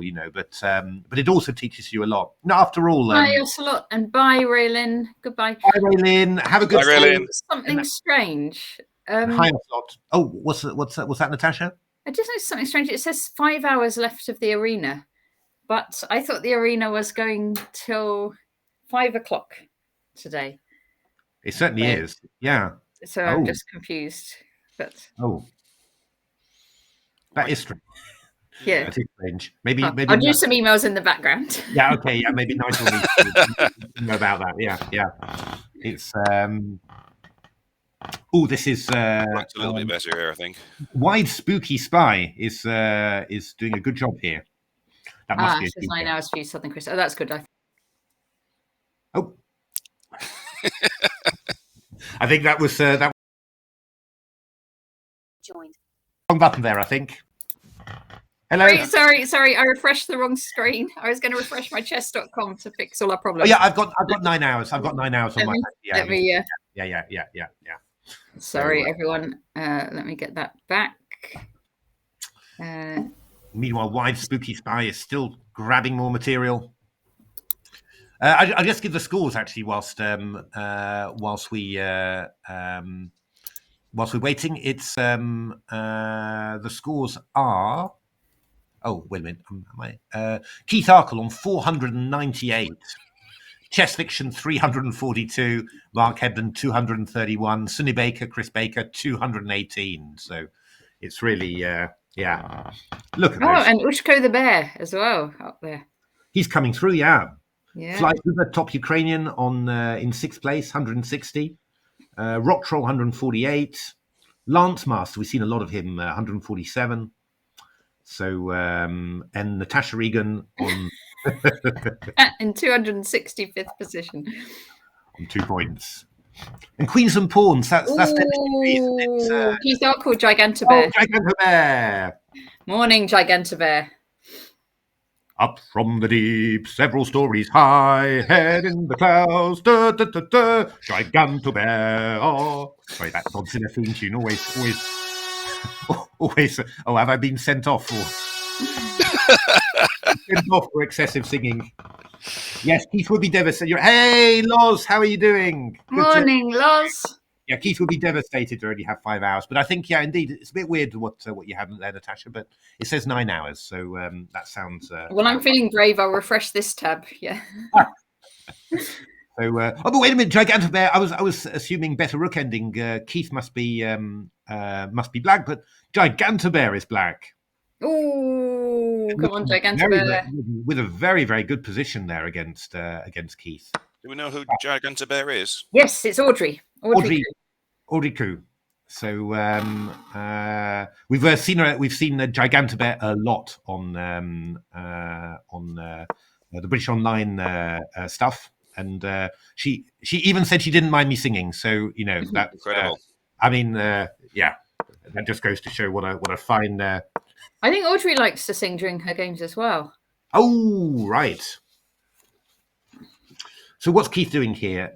King f6, rook e1, I'm guessing. A little bit of a decision for black where to put the king. Do you want to put it on d7? Or it's not actually very easy for black to make huge progress here somehow. It's a weird one, this. Because after rook e1, we'll go king c2 and just grab the pawn. Rook h2's a good one. We'll go king c3 here. Audrey's taking it and going rook there. Oh, and now getting another pass pawn like that. That is actually that's very well played, actually. Morning, pseudocyst. Because you are, you can go. Oh no, king b2. Clever. I'll do that. Oh, that was almost beautifully done, but we like the skewers. King b2 is fine there. King b2. So that looks like it's going to end up as a draw. I think this one now. King b2, we go. I don't know. Rook a5. We can go rook d3. Rook d3. That's rook a4 is a good way of doing it. But that's not going to be anything like. Oh! Keith is presumably trying for the win there. Yeah. But I don't think that's. Well, I suppose he's seeing chances in terms of invading with the king, actually. Yeah, he's cutting off the king now on the 6th rank, stopping king e6. He's going to try and bring the king in. But I don't think we can really... I don't think this is really going to happen here. But enough to give the opponent some nervous moments. I think that's the idea. Especially given the time situation. Yeah, but Audrey's a good... she's a good blitz player, so... Yeah, that's. You would have thought that she'll be quick enough, but it's just a little bit. Yeah, it's nerves, really, isn't it? All the time, And you can see that Keith's playing instantly, and Black's just. Okay, now we should probably go rook d2 here and just hit the d pawn. It's very, very hard to admit you have to start looking for a draw, though, isn't it? After you've been pressing all the time. It's true. Yeah. Okay, rook h2. That's fine too, but I would have taken the. I would have taken the d pawn, to be honest, because here White's still got some thoughts about. Because I can give a rook check on h6. Oh, could have given it.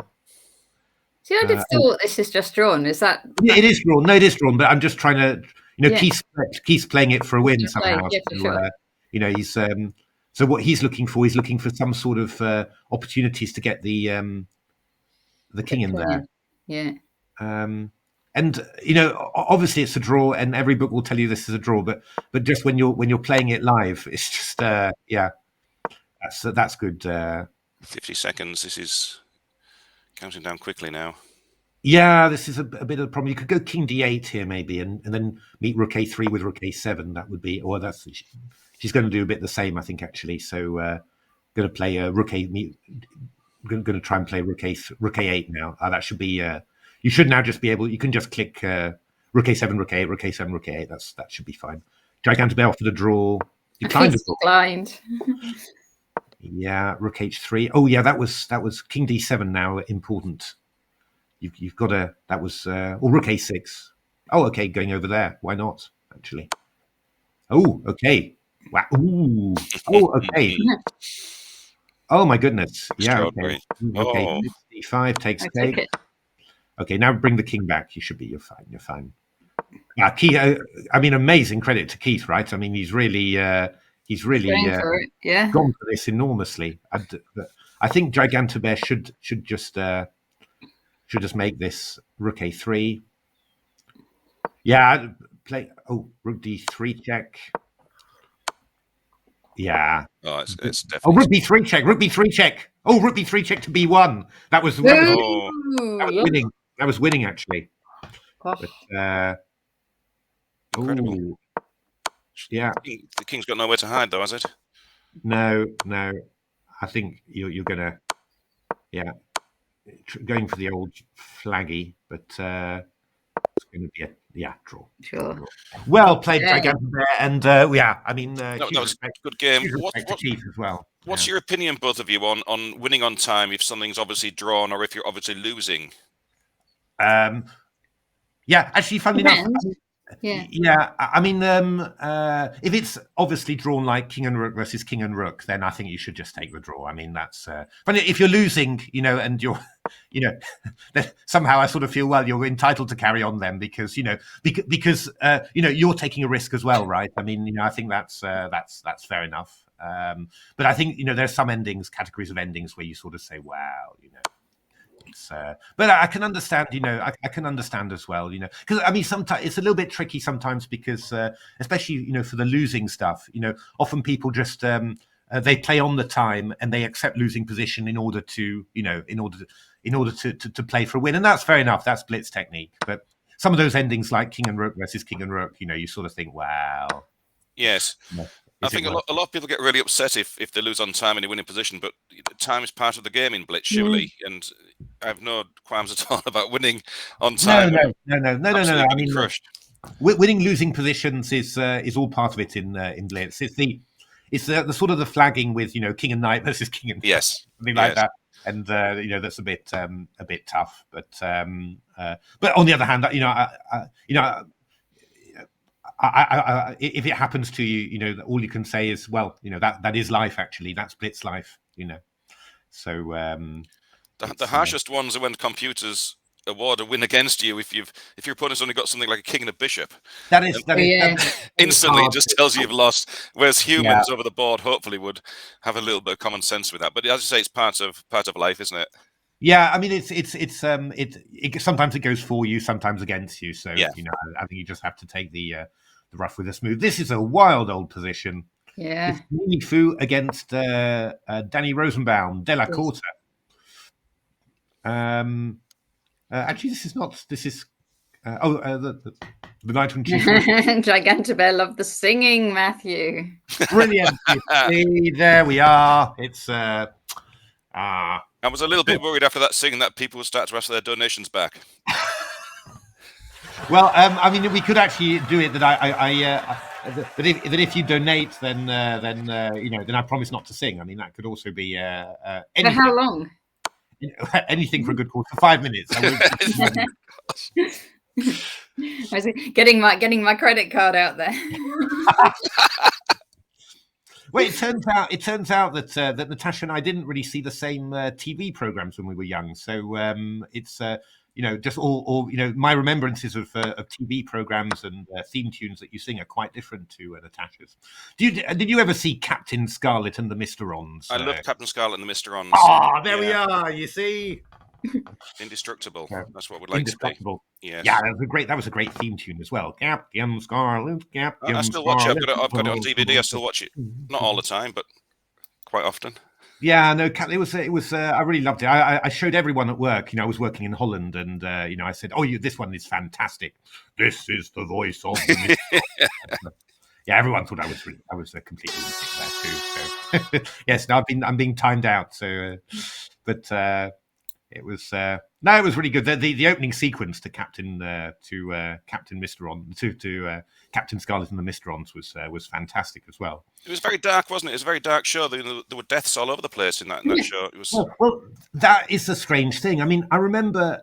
So I grew up in France, and one of the things that I saw was a thing called Albator le Corsaire, which is Albator the Pirate. But it was actually a Japanese anime series, and I looked back at it recently, and I thought.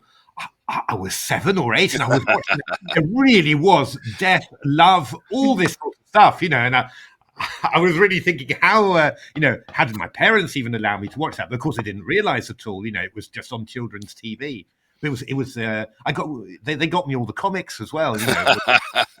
It's a great series, I have to say. I must say, TV's changed a lot now. It used to be 4 channels, everything was free, and just the other night, I tried to watch the World Origami Championships. Oh. I find, to my dismay, that it's only on pay-per-view.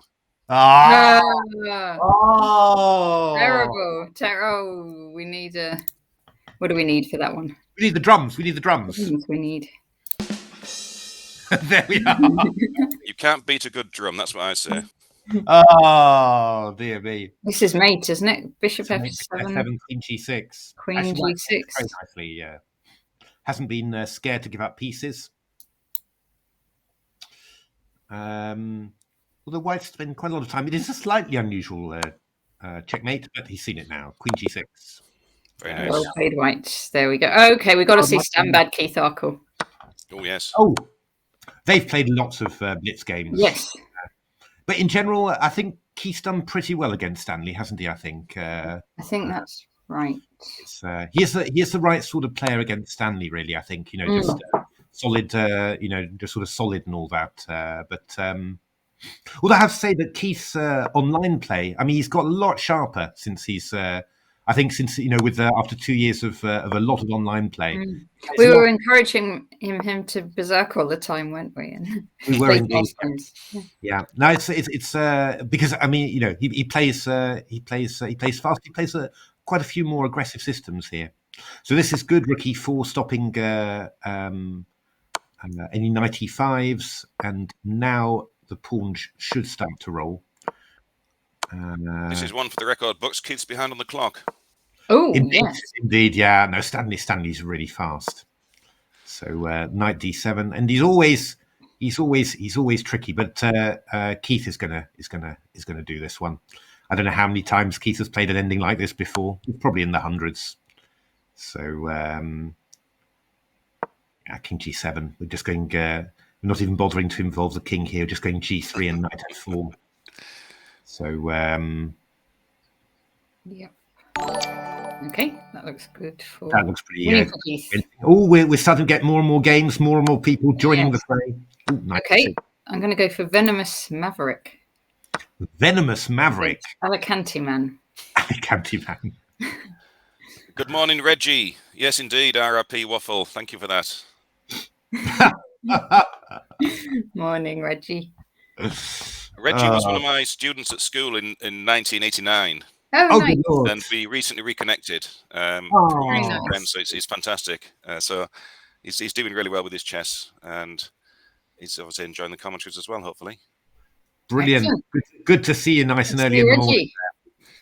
So the question is here, do you play H4 here, or do you play castles? That is the key question. You look at the clock times first before you decide. I'd have gone H4 as well, I think.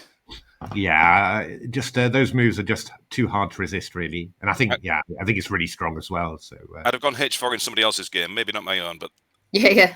Yeah, I mean, this is also. I mean, you're going to go rook f3 and rook f1. So I mean, it's a very good move as well. Oh, Lauren's is pointing out that Keith has played Scored 500 points. 500 points. 498, is it? I'm going No, 501 he's got. I'm going to refresh my browser now. And his total score is 144 out of 161. You've got to log in now, Natasha. I shouldn't have done that. I shouldn't have done that. No. So he's got 501 points and 144 out of 161. Can we actually see? Can I actually see what the distribution of points is for him? How many has he won, drawn, lost? I can't really see that. But I mean, enormously impressive. Has he taken a break, Keith, at all? Has he just literally kept going all through the night? No, I don't think so. I think he's gone all the way through. I don't think you can make 501 points. I mean, actually, he said he scored. How many did he score last time? I'm just going to search out that. I'm going to just search on Facebook because he said how many points. His aim was to get more points than last time. Pseudo Assist, you can still join the tournament. Let me give you the details of where to look. You can join. You can join anytime and play as much or as little as you like. So what you do, it's free to enter, but if you make a donation, then you're eligible for prizes, which are just going to people in the UK, I think, for practical reasons. You join the ECF Open Club on chess.com, and then there's a link there on the front page to the tournament. And just remind people, this tournament is in aid of British Red Cross, raising money for Ukraine. And I'm going to give you also a link to donate. Yeah, and we said it before, but another Gigantobear, Keith Archletic, coming up. But huge thanks to chess.com for hosting us, and for they're matching. Are they matching donations? They're matching donations. In fact, if you do want to donate, wait for 10 minutes because it's happy hour on donations. Matching chess.com are very, very kindly matching donations from 8 o'clock. Oh, fantastic. Brilliant. I noticed happy hour starts as soon as I've left. That's strange, isn't it? Well, now, Sean, but your job's to put everyone in the happy mood before happy hour begins. Well, I hope I've done a little bit of that. We'll soon find out. It's Gigantobear. Oh, that was. Thing is, Gigantobear plays just as fast as Keith, actually. So that's obviously that's always the risk when you're playing fast that blunders can occur. But actually, Queen's come off. Looks like Gigantobear. I think Gigantobear's just started playing, and her first 2 games, I think, have been against Keith. Oh, really? Okay. Which is quite the start of the tournament, yeah. Yeah. So I suppose there must be a temptation to resign quite early in some cases, just to get some more games in the bag. Yeah, although maybe still with 9 hours to go. Yeah, at some stage though, that does become the technique. I think that you really do start doing that. Oh my goodness, what? I've switched games. We're on Mad Alien against Crowded House. Oh, Mad Alien. Yeah, that's right. Mad Alien is Dagny. Which I always thought it was pronounced Madeline, but then she told me it was Madeline, didn't we? But it turned out to be Mad Alien. Yeah, that's right. Hi, John Brazel. Nice to see you. Hey, John. Woo! Oh, cheer for John. Oh, yes. 1 minute. This is not a quick reaction there. A cheer, John. Hey, yeah, brilliant. Queen h6 check coming in, mate imminent, bishop g5. Brilliant. Very nice. Very nice game there. Hard luck, Crowded House, but Mad Alien. How can anyone resist a Mad Alien? Indeed. Okay, we are going to see. Let's see William of Orange against Matt Carr. William of Orange. We've definitely commentated on William of Orange a lot. Although I'm not sure this is William Orange the 16th. I don't remember. Okay. I don't remember it being the 16th, but it could be that he changed. It's Douglas Fleeshauer. Oh, Douglas, that's right. That is the same one. I'm sure he's upped his he's up He's to up his the numbers. number of oranges. So it was there was a guy, very very nice guy as well. I came across in the chat that he called himself Moronocracy. So that was it. But then every time he was changing country, so he was underscore NL, US, UK, going on. So he was just saying, yes, it's just me and my brothers. He was a very funny guy, but just very hard to keep track of which one he was. Hey, Sack 1972. Morning. So we're getting a good number of people here. So 96, probably should play G3 here, just stop knight F4. It is amazing how much of just good technique is just stopping a threat just at the moment before it happens. So Yes.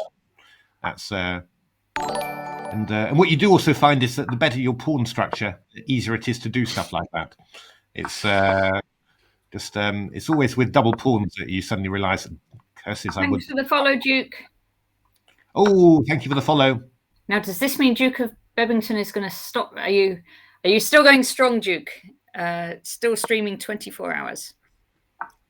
So King E4, that's all right. So Black, a little bit of trouble here, obviously. Maybe Knight C7 here, and then to try and go F5. Tired. Oh, I bet you are. I bet you are. You've been doing amazingly well. Well done, Duke of Bebington. No, it's an amazing effort. I mean, that's how many coffee break. That you have earned it. You have really earned it. Yeah. I hope you've got a good, strong coffee machine there. That's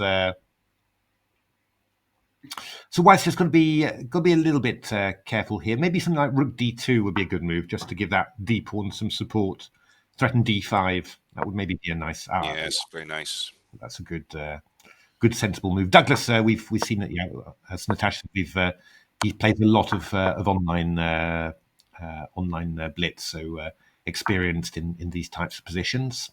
I wonder about King F5. Actually, we're thinking more maybe about King F4 and keep that F5 square free for a knight. With D4 to F5. But this is nice time advantage again, though. So I think it's hurry for White. You do. I mean, you do see how important the time advantage is in these blitz games. Once you get to under a minute, things change dramatically, I think. Yeah. It's true. But Black's doing a decent job of holding this at the moment. Yeah, no, playing quite resourcefully there. So, but I have a feeling this won't be fruitless for William of Orange. Oh. Come on, drum. Yeah, I'm getting there. You need to have the finger on the trigger with around. That's my motto. Oh, Sack 1972. Greetings from Teesside. Who is Sack 1972? Identify yourself. So 1972. Who could that be, Sean? It must be Sack born 72. in 1972. So I know some people who were born in 1972. Oh, White one. Took up the rook there. Hard luck, Matt. Well played, Douglas. Yes, that was an interesting game. Well, I wasn't sure whether it should be Douglas or Douglas, because Fleisauer is sounds like a Dutch name. So, but we asked him. I'm sure it was Douglas. I'm sure Douglas is English, not Dutch. Ricky Bates against Alicante Man. It's Alicante Man. So hi, hooligan. Tough tournament. Yeah, it's a strong one. Yeah, well, especially now at the moment. I think probably in a little bit of time, it's more people start joining, and then the level gets. But during these early morning hours, I mean, at one stage it was looking like an I am Norm all play all. Actually, it was it was looking really strong at some stage, but it's starting to get a bit spread out now again. What about the numbers? What's the most people you've had playing at one time? Well, I think about 300 and about 400 people, I think, are in the list, aren't they? 384 players, and then at one time, I don't know, but it's the number of games is it's been like sort of pages. Giganto Bear says she'd like to stop playing Keith, please. Yeah. Well, I'll tell you what, Keith's now playing Mad Alien, so we're going to see that in a moment as well. upstanding hooligan said that during the night he was playing GM, IM, GM. Yeah, no, it was really an IM or GM non-tournament. Yeah. I say again, if anyone wants to play an IM or a GM, just join this tournament, and you've got a very good chance of getting a match against a title. Indeed. It's so let's have a look. So Richard Bates, so he's a little bit better here with white. Obviously, you've got that backward pawn on C7. I mean, you're probably going to try and we can do a number of things. You might try and move that A pawn up to A6. That would be quite a nice little thing. You could try and move your king into the queen side, and obviously advancing your central pawns, trying to get your E3 and D4 pawns up to E4 and D5 with the king supporting. That would be a great thing.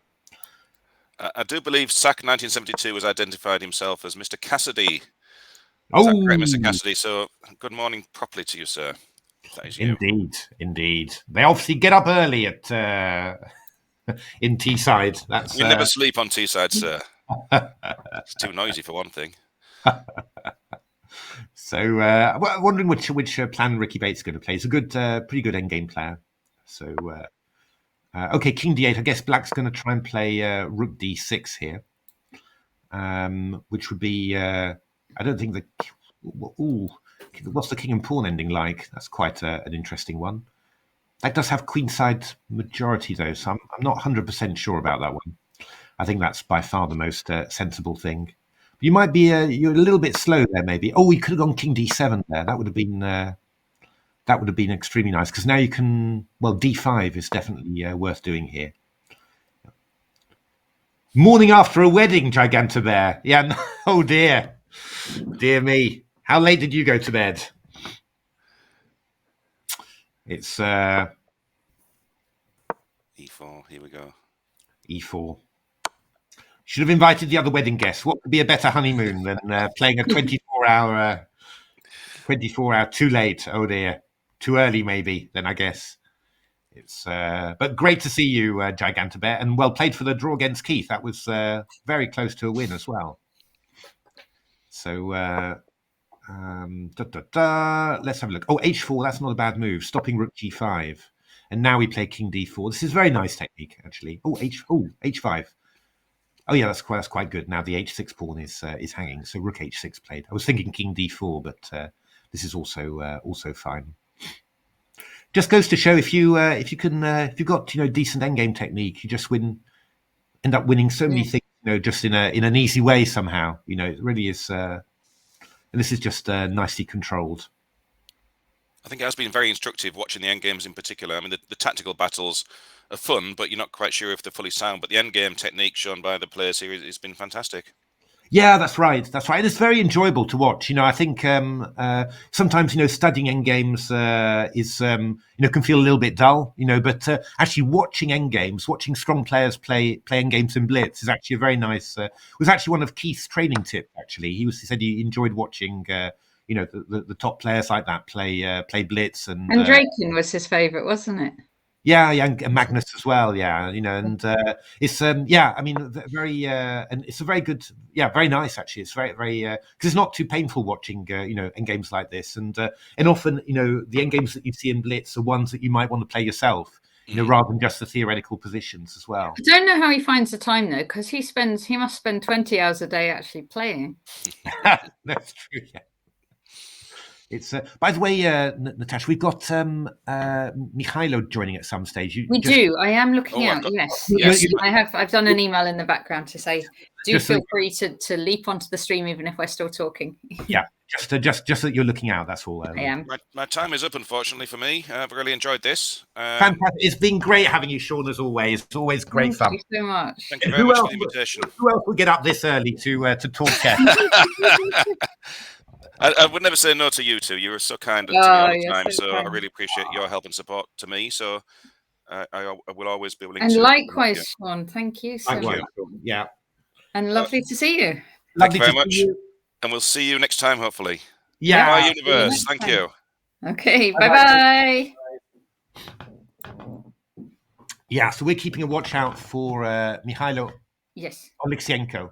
Am I saying that right? And I should say it is 8 o'clock now. So this is, please Sound do effect, consider donating sound effect, to the happy cause. hour sound effect. Yeah. Oh, sound effect. Right. Cheering. It's happy hour. Yeah. So any donations, chess.com are very kindly going to match during this hour. So please do consider donating. I'm going to put a link now. Yeah, this would be a great Go moment. Great cause to support Ukraine via the British Red Cross. Fantastic. And yeah, this is the moment to do it. If you can afford it, it would be wonderful. And chess.com will match. So yeah, big thanks for their generosity. And yeah, let's go for it. Okay.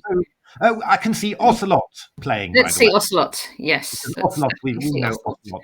And Ocelot against Ritterforce.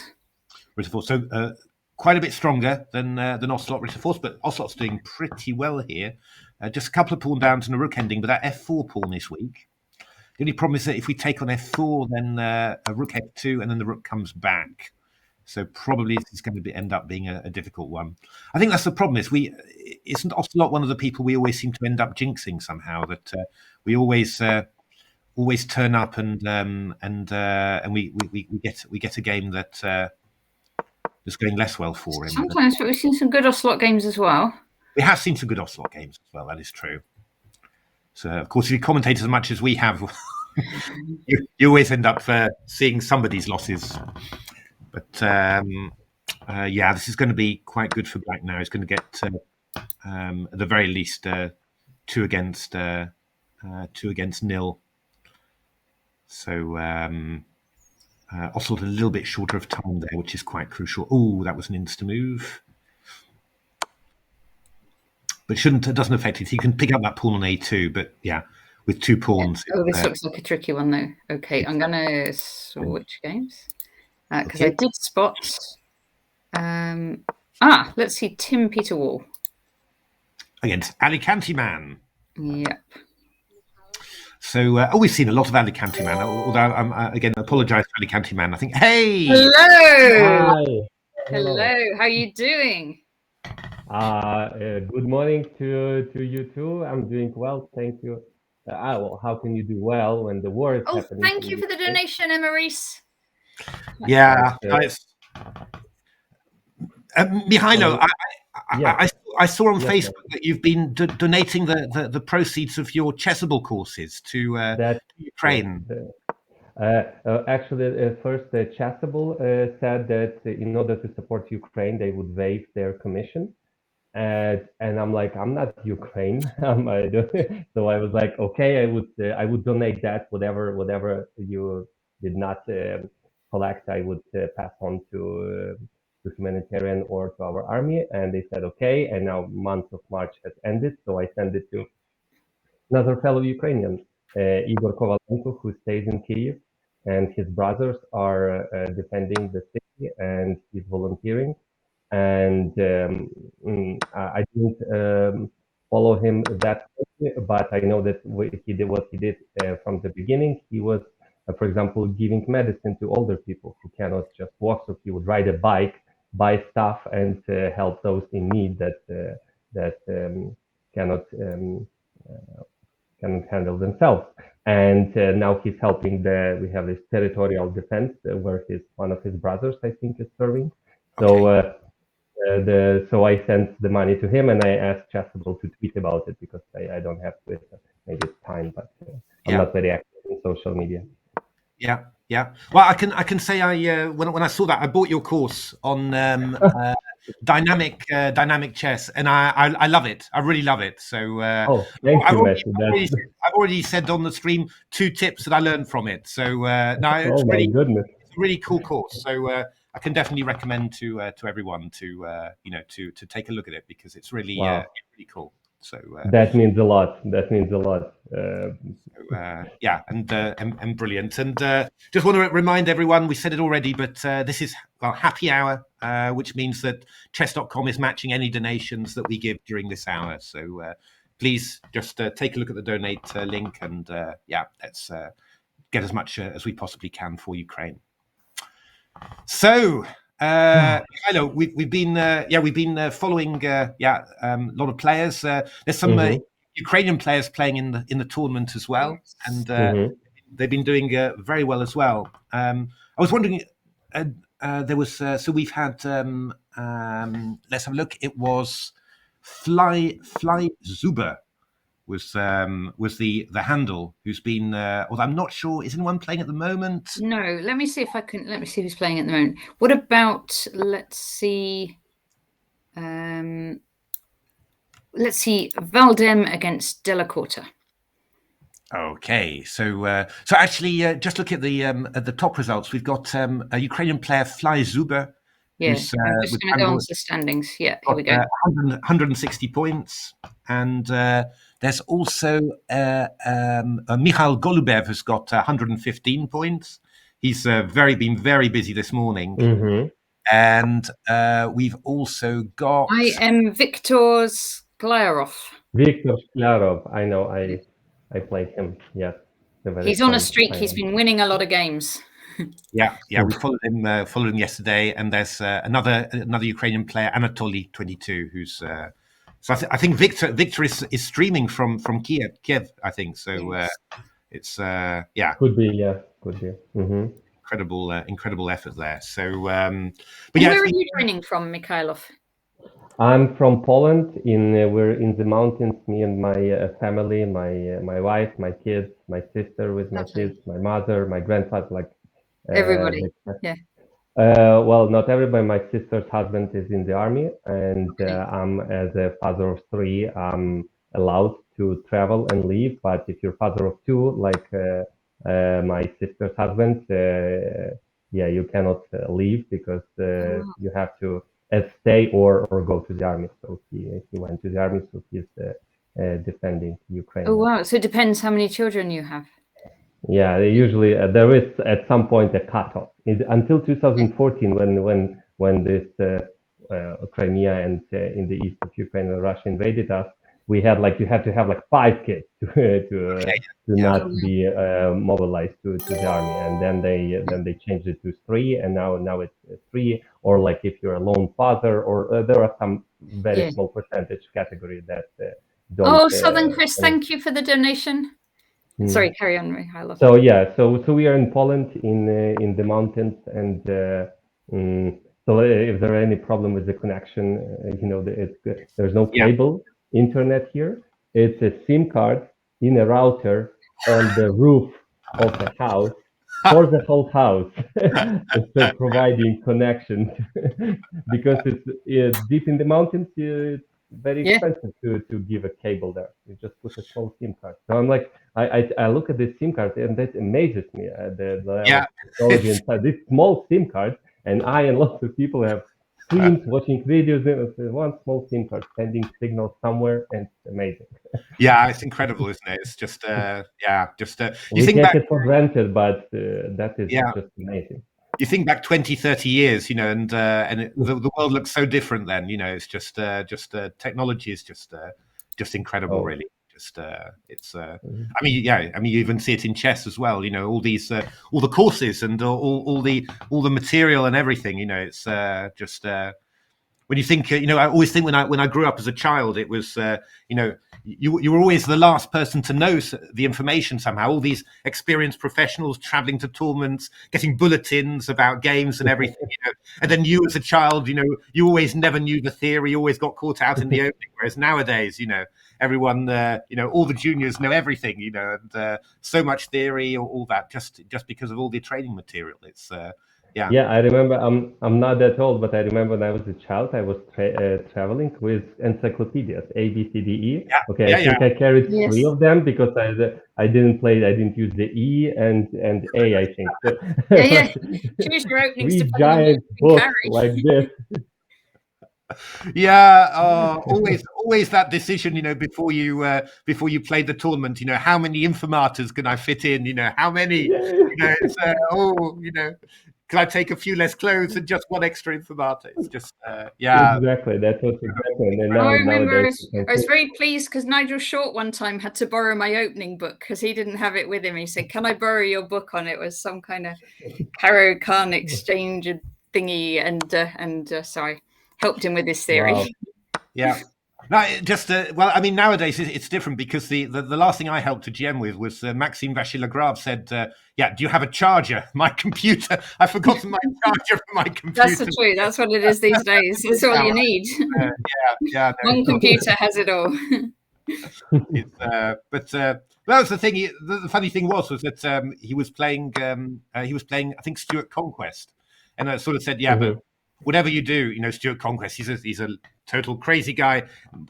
Plays anything in the opening. You never know what he's going to do. So, as for heaven's sake, what's it going to help? So, but yeah, no, the charger is the key nowadays. It's also I played once with Vasily Ivanchuk, and he plays everything. So the best preparation for him is to not prepare, or maybe just briefly check some main, like what just because Alexander Sulipa, who's also I don't know if you saw, is also defending and volunteering in Lviv. He said that he's like his personal coach in some sense, that sometimes Vasil doesn't know what he's going to play when the game has started already. So how can you guess if he doesn't know? I always wondered actually. I mean, how did Vasily react to the computer age? Actually, was he good with because I mean, he seemed to when he was he had so much in his head, and in the pre-computer age that that was amazing. Whereas in the computer age, that those sort of advantages get reduced a little bit.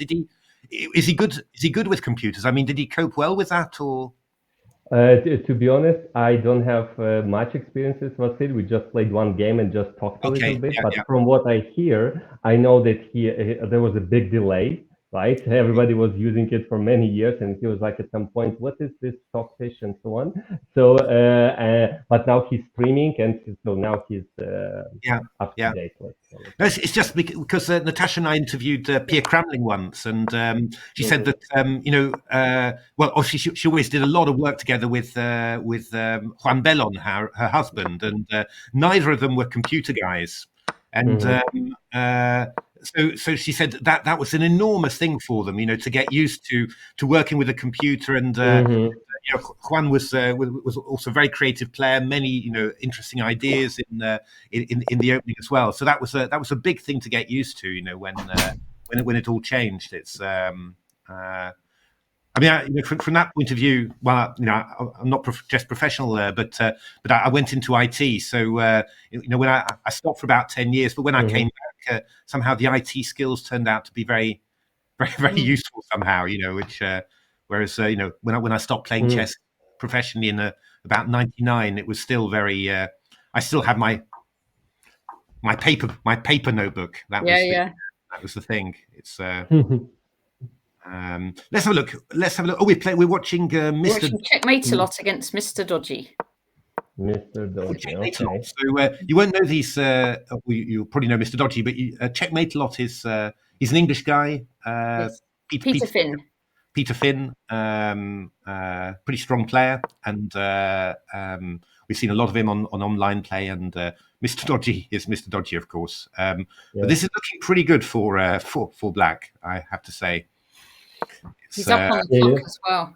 Up on the clock. It always amazed me how good the rook is behind the pawn. So, for example, the pawn goes to b7, and I imagine dark square bishop. There are 3 pieces the pawn still cannot promote. Yeah. It's just if you have like the wrong pawn and the wrong bishop, the bishop has to control the square before promotion. Otherwise, it's really hard to promote, even with extra piece.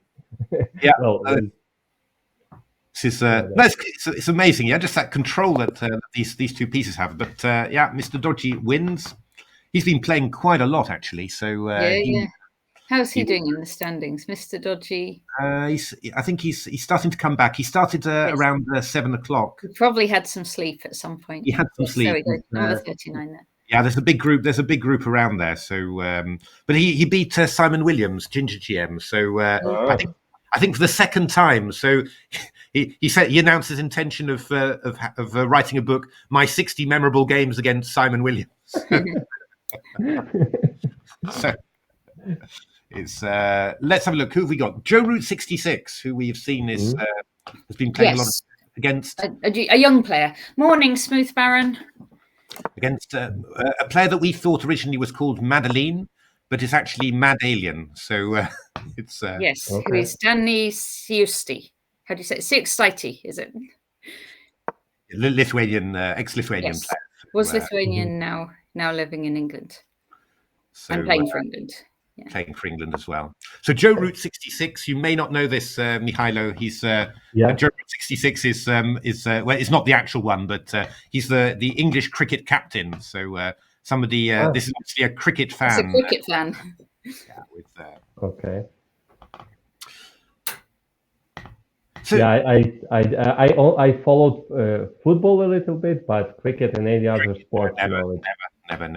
And boxing, because Ukrainian boxing is quite famous. Yeah. Who's your football team? Which football team do you support, Mykhaylo? No, it's been like 10 years when I stopped. Okay, but I like Barcelona. So it's already half of the viewers are unhappy with me. So yeah. No, Real Madrid is better. It's one of those things. I mean, I'm not a big sports fan, but somehow just whenever the big events happen, Bishop E6. Whenever the big events happen, somehow then you start getting excited, and once you're in the field, I've been in and out, so I was not interested, and then I started following. Oh, it's so interesting, and then I was like, I don't have time, and so on. So it works either way. It's the same with cricket. England England women were playing against Australia. That was a big match for us. But yes, they said Knight b4 winning. No, Queen b5. Yeah, Queen b5 is happening there. So I think that was quite lucky. I think. But it's funny. It's always those things. The decisions that look as you're sure that the opponent's missed it, but it turns out to be fine. That always costs you all the time in Blitz. You're always that's always. I'm going to hop games a bit. I'm going to hop to Ocelot. Against... Against Oleg Novo. Yes, we saw. Oleg Novoselsky. Okay. Novoselsky. Oleg Novoselsky. So we saw him. We saw Oleg yesterday winning some good games. So and this one is looking pretty good. And the time control is just 5 minutes, no increment?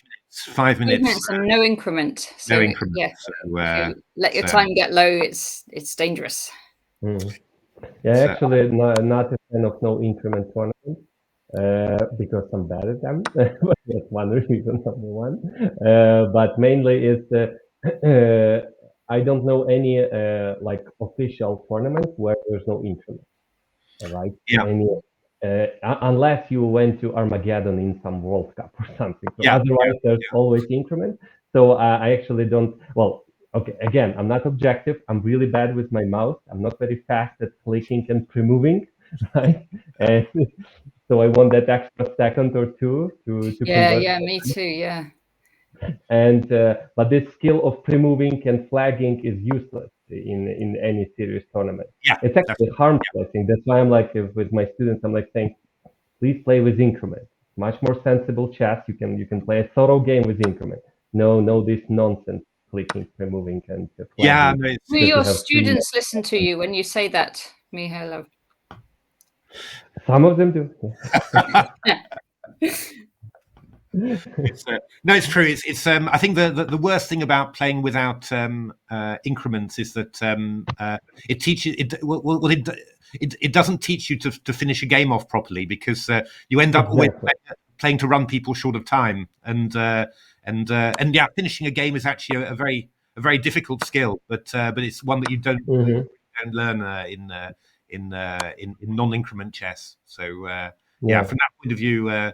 I think playing Blitz, I mean, I was brought up with this advice, of course, that playing Blitz is appalling and terrible for your chess, but I don't think it was correct, unfortunately. But it was not correct. It was not 100% correct. No. But certainly the I mean, I think playing without increments is not a good way to train. But playing blitz with with some sort of idea somehow about why you're playing blitz, I think this is pretty. It's For example, practicing new openings. That's a good idea. And also, if you play with no increment, you lose a pawn or an exchange. That's fine. No, that's not fine. Yeah. No, I know what you mean. Yeah, so the bar of acceptable error is very low, and it should be very high. It should be like, no, like this is bad, that is bad, but with no increment, I will win on time. No matter what. No, it's true. It's really, really true. Actually, but it's boring. It's boring to follow that advice. Yeah. It's I was Queen C3 check. Careless. Yeah. Oh no. Okay. Well. Queen D4 now. Queen D4. Come on. Nice and sensible. Check the checks. I'm joking with my students. That's why it's called check. You need to check it. Yeah, that was one of the things I liked very much in your course. You were talking about that if there's 2 or 3 good-looking forcing moves in a position, then really focus on those first, because one of them is very likely to be good. I thought that was a really nice point. It's really good. Thank you, Matthew. Okay, this one's a rook up, so I'm going to switch games. Giganto bear. It was many times I was analyzing with Stockfish, and that I was chemical. Hold on a second. There was Stockfish is always choosing a forcing point. I'm like, oh come on, this is primitive chat and so on. But then I went look at it. Yep, if there are many forcing moves, one of them has to be the one. It's very unlikely that something else is better. It's a brilliant. I mean, I've never actually seen this point before, but I think it's brilliant. I think it's really, really good. I've already told people about it already. That this is brilliant. This is where I saw it. So really, a really nice one. It's Thank you. So who is this? This is Keith Arkle against Amenhotep. Yes. So Keith Arkle has been playing already for 14 hours. Yeah. He's planning to play the whole lot.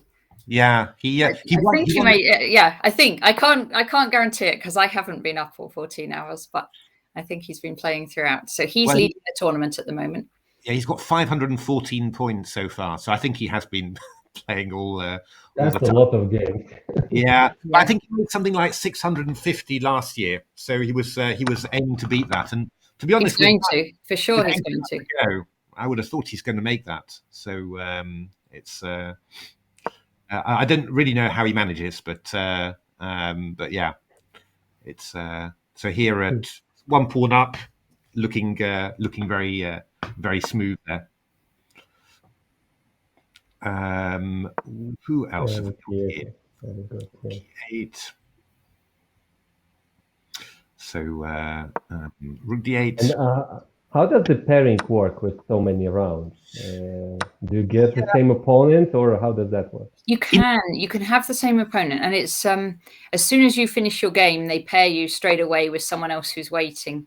So if you play quicker, you're going to get more games in and get more points that way as well. Like in poker, like I used to play poker. I I forgot the name of it. So you go into a pool and immediately there are like a bunch of tables. You fold your cards immediately at the other one. So like Puzzle Rush, but okay. I haven't tried that. I've played poker before, but I haven't tried it that way. But you could end up playing. You normally end up playing somebody with the same number of points, but you can also end up playing somebody right at the bottom, just depending who's waiting, basically. But yeah, the key technique is to play fast. For 24 hours straight. And what you see with Keith is that he's 3 minutes up on the clock here, and that's standard. Regan's just made the point, but if you play quicker, you have to play Keith more often. That is true. Giganta there. So she started this morning and ended up playing Keith twice just to start with. So not a good morning here. So I think G3 here would be my choice. I think just nice and sensible.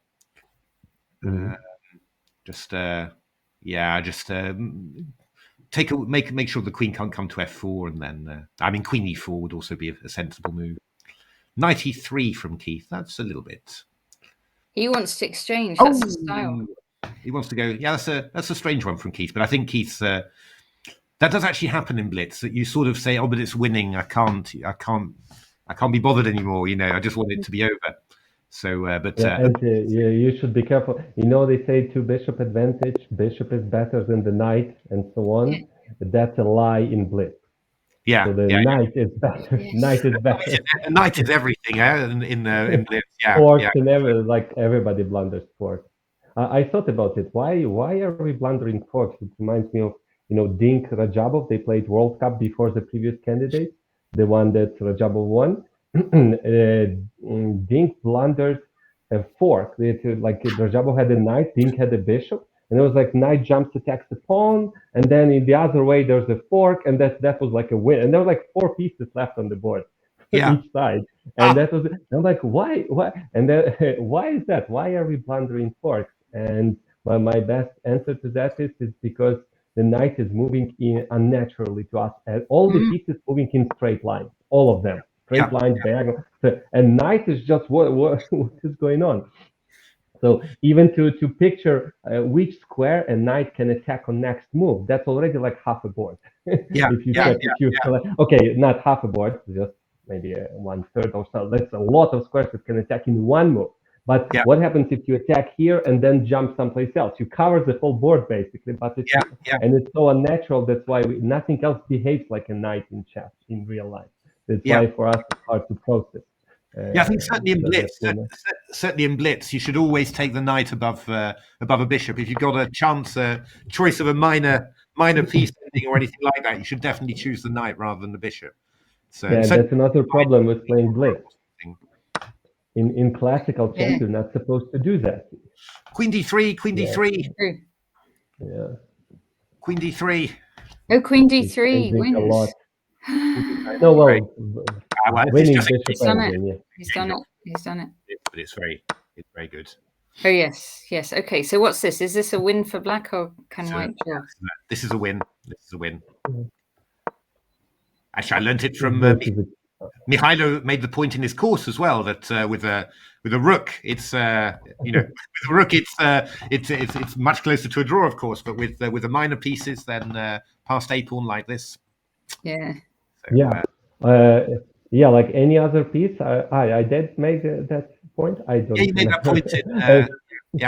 In your game against Ahmed. Exactly. Any other piece, that's a win. But with the rook, it's a draw.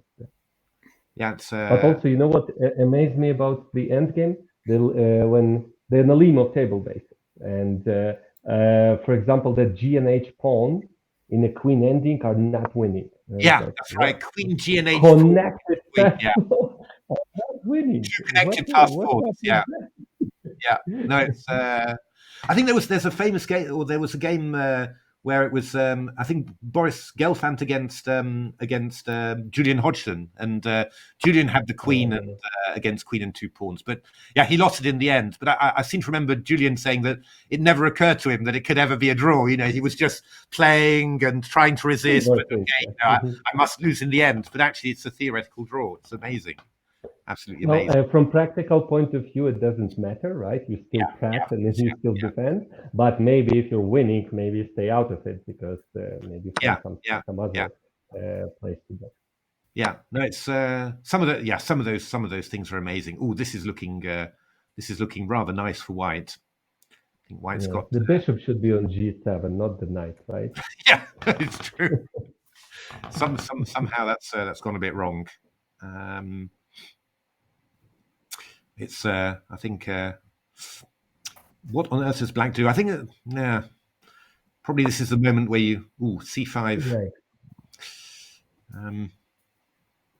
Is it a trap? The bishop takes, rook c8. Yeah, a trap. Maybe it's I think just bishop f4 or something would probably be or f4 is also quite good.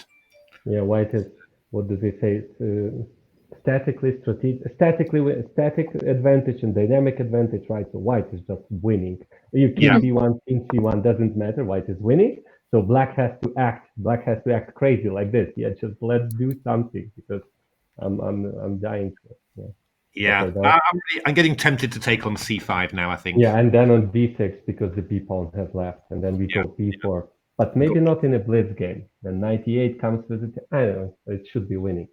Yeah. Well, actually, come thinking of it, bishop c5, rook c8. Oh, he's going f5. Oh, he's just going for the. He's just going for the big smash. This is this is pretty good. This is very well played. So, just opening up the king side and then opening up the dark squares. This is pretty good. Yeah, just don't trade queens, I would say. Even queen f6 actually is quite. Yeah, because the knight has no place to go. It's got good place to go. Really, but, yeah, I guess queen e1. Yeah, I don't know. Decent. Knight and g7 is surprisingly holding the position together, and I like black. That black is putting all the pawns on dark squares. Yeah, you have to control the long diagonal, otherwise the battery would be there. Yeah, no, the black's actually doing a pretty good job here. I mean, because now maybe just queen a5 now. Yeah, maybe just. I mean, you might as well give up the exchange. Really, I mean that dark square. Yeah, that bishop is decent, and if you get rid of it, and oh no, queen a2. Probably we go bishop g7.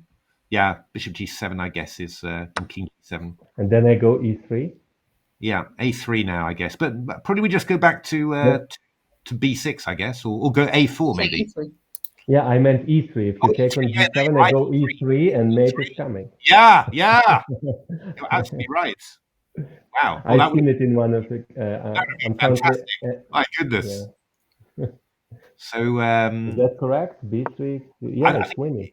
Yeah, I think you're right. You're completely right. So rook d. Oh, that's clever. Going rook to a6 afterwards. Yeah. So, but okay, it's another pawn. Yeah, but black is back in the game. Back in the game. Rook a6, queen d5. That's blitz for you. You just can never really be sure what's going to happen. Doesn't matter how you play. Something will happen. It doesn't really matter. You just got to keep on going. That's so. I guess rook a6, queen d5, queen g3, maybe. Or we go knight f5, maybe. Maybe we go queen d2 or something. Yeah, now I would trade queens. Yeah, we need to trade queens. Maybe rook a6 and then queen d2 afterwards. Yeah, but is there any other option except rook a6? Or maybe white doesn't see rook a6? Yeah, no, I'm surprised White's thinking as well. Actually, just I don't know what.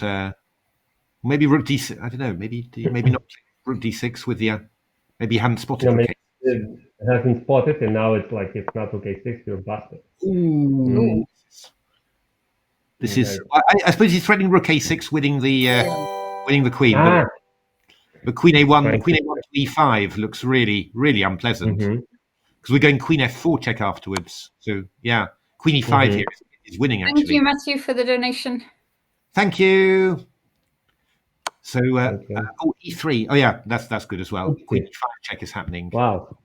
What a turnaround! My goodness. Yeah, I didn't think it would happen in the classical game. Yeah. No. Even in the rapid. That's right. Ooh, king d3. King d3. Now you think there's got to be something, right? I would have gone queen e5. Yeah, okay. Queen e5 now, yeah. You had to go king c4 to be honest. That was the only thing you could do really. But yeah, this is. No, I mean I think. I mean, what you do notice is that in classical games, then players I think are defending a lot better nowadays. And I'm sure that all this does help. People are much more used to seeing lost positions and and finding the finding ideas in there. It's because I remember it was one game that shocked me was I think it was Vladimir Kramnik against Fabiana Caruana, and Kramnik had something like a great knight on c5 somehow, and in the good old days you'd just resign almost, saying, oh yeah, positional advantage, forget it. But Fabiana just carried on and swindled and won, and in a classical game as well. It's just and he said after the game that, yeah, we don't worry so much about good or bad positions anymore. We just keep on going. And d3. That was White was very keen Hi, to. espionage. Was very chespionage. Wow. He fell asleep watching chess. This feels more sedate. Yes, I can imagine. That's and this is Neil Barker. This is a friend of yours. So Neil Barker used to live in England and has recently moved to Australia. And I think is a cricket fan and has been saying this arena has been very strong. He's had to play lots of title players. So let's see how he does with the players reasonably close in rating.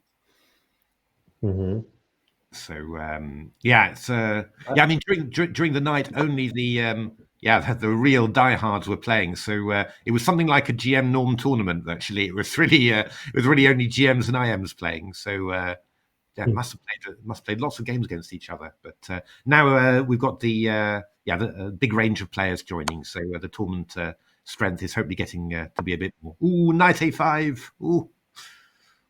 Oh yes, knight a5 trying to come into. Oh, that's a lovely tactic. Oh yeah. You want to lose the rook or get checkmated? Oh yeah. Come on. Knight a5. But you have to see this pattern at least once. Then it's like if you never see. Okay. Knight a5 played. Nice, true. A lot of these patterns, it's just a question of being exposed to them once, and then you'll never forget, because it feels so delicious when you do it. You just never forget afterwards the pleasure that you had in it's just lovely. Yeah, that's true. Well, B4 and the Blitz game continues, right? It's not over until it's over. So, exactly. It's about resisting bad positions. I have an embarrassing story about myself. I'm doing puzzles on lichess, and at the end of each puzzle, it's like +4, +3, +4, +5 evaluation, right? So it's never like, oh, you won one pawn or something. Yeah. There's a major material gain. And then the puzzle ends because, well, you found this sequence of only winning moves, and then supposedly should be easy. But then there's this magical button, play against computer.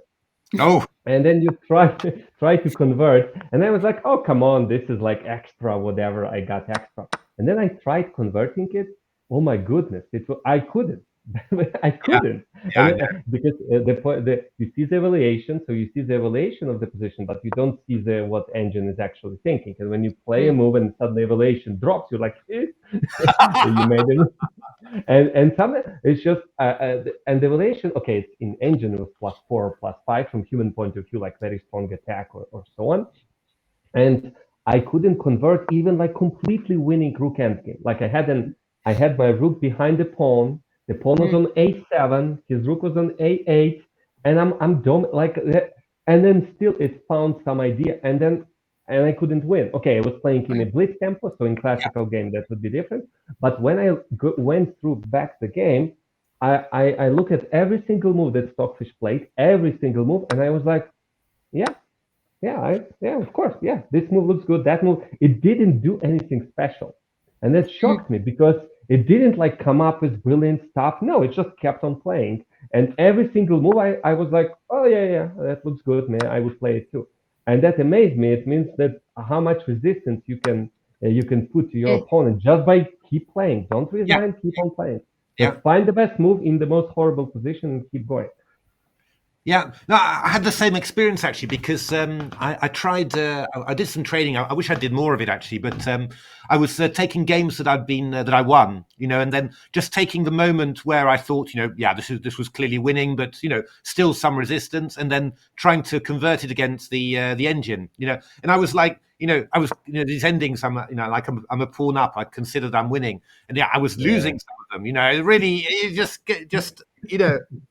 amazing. That what really shows you that you can lose any position, but somehow in these endings where my opponent had sort of I was a pawn up. It was something like a king, rook, and knight against king, rook, and bishop ending. But somehow, Stockfish was playing incredibly active. Really making the most of the activity of the pieces. Exactly. That's what I learned from Stockfish. Play active chess. Yeah, creating some and you really saw that the difference it made. And often it was only on the second or third go that I was then after a couple of bad experiences that I was then able to win the game. But it was really actually very interesting, very instructive. But it also makes you feel somehow that the way that it's playing there, it shouldn't be impossible humanly to do it somehow. But you just have to understand that the possibilities are there. That the chance exists in the position, and I think for a lot of those positions, you just assume, it's just lost. There's nothing more to be done. And you really miss. At some point that's true, but there is some big moment in there where if you could master that, if you could just improve yourself a little bit, it might give you 50, 100 elo or something. It's also I think it teaches you to convert advantage in a best possible way. Because very often it's like, it doesn't matter. Like this position is completely winning. I'll do this or that. When you turn on the engine gives, like, let's say best line is +3, the second line is 2.5, and the third move that you liked was +2. Like you lost a full pawn with one move, basically, and it looked good. So I don't know how to train the skill of like just practice as a computer, I guess. I'm sure the top players are doing that, right? But the problem is it makes you feel bad about yourself and you lose confidence. So that's a price to pay. But what shocked me was Stockfish didn't do anything special. Like it wasn't doing its crazy stuff that I don't understand. Just an active move, improve a piece, attack something, move the king to the center if it's an endgame. It was like not rocket science at all. It just kept on playing. Yeah. But I think it's just that I think one of the key things is having that belief until the end of the game that you've still got chances to save it. And actually, if you see Hikaru playing, I think that's probably the most impressive thing about him is that he's always in these difficult positions. He's always got that belief that he can find something to turn around, and I think that's a very big part of his strength. And that's the sort of attitude that you need in order, I think, to be able to then defend those positions well. It's, on the other hand, I was taught that if you don't resign in a lost position, that's disrespectful. Well, of course. How do you balance that? Yeah, it's true. It's always a difficult balance somehow.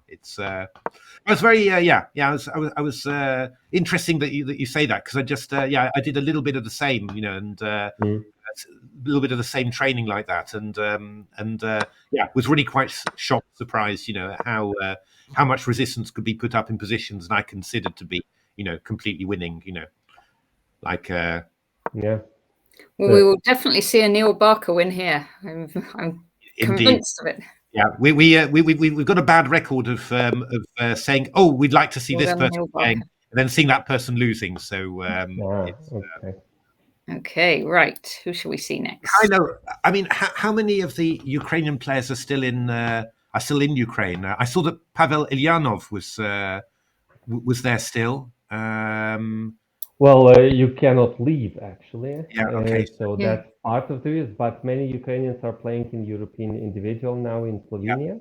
But that was only because there was like a special letter from a minister, and so it's like an exceptional for sportsmen who are going for important tournaments. They can make they can leave, but otherwise you cannot leave. Will they go back afterwards, or will they stay in Slovenia? I don't know. I don't know what that letter said. Maybe it said like, yes, you do, and then you have to come back. I think it just said, you can, so that the border officers can just say, okay, you're allowed. No, I just amazed, that I mean, I've studied Pavel's games, and like novelties from him, and then you see, the same guy, someone like that, and then you see that they're fighting for their country as well. Just amazing, just incredible. But I know Pavel is also collecting donations and volunteering. I think he's in my city, Lviv, but we left. So there's no war in my home city, but a couple times per day there are air sirens or whatever you call it. Yeah. A rocket can land and everybody has to go to the basement for indefinite, for unclear amount of time. Wow. And sometimes at 3 a.m. it's like really hard. You can never relax. Yeah. No, you can never work or relax, and Yeah.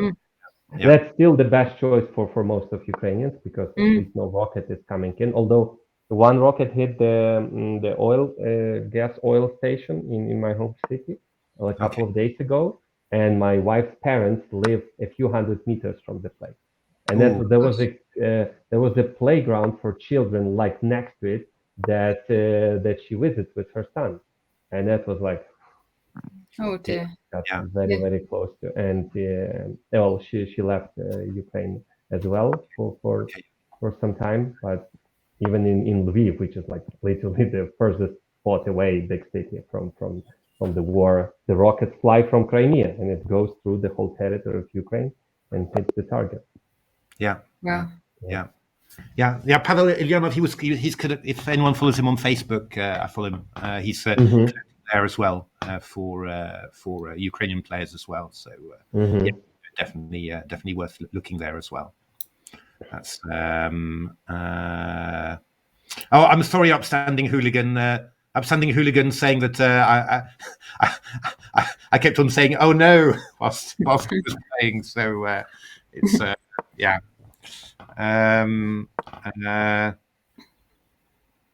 Who are we looking at? Who are we looking at here? We're looking at looking at Duke of Bebington, who has been playing for 14 hours.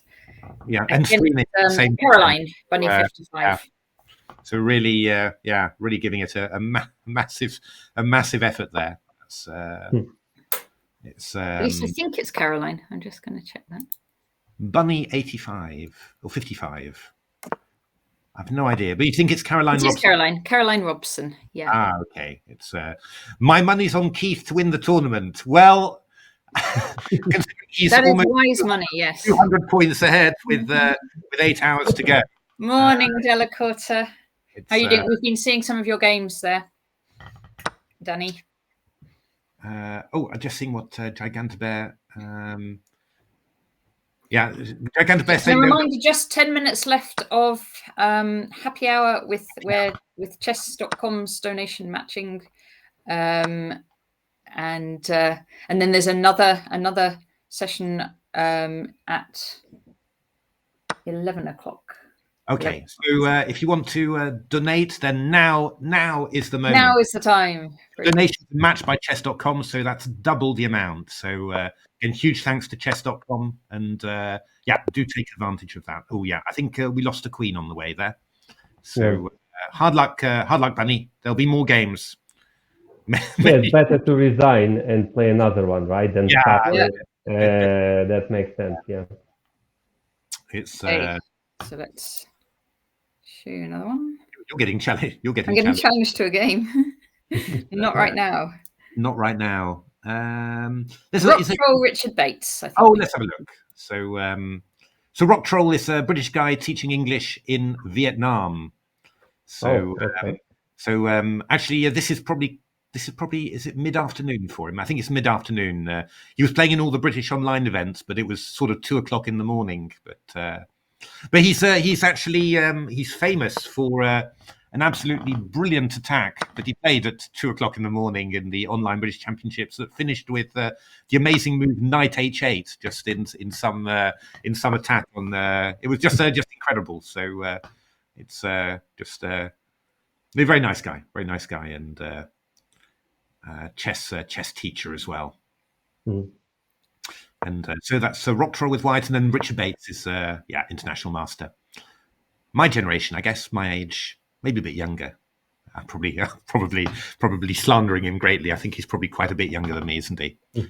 So it's that's the problem. I mean, I just hey, good morning, Stambad.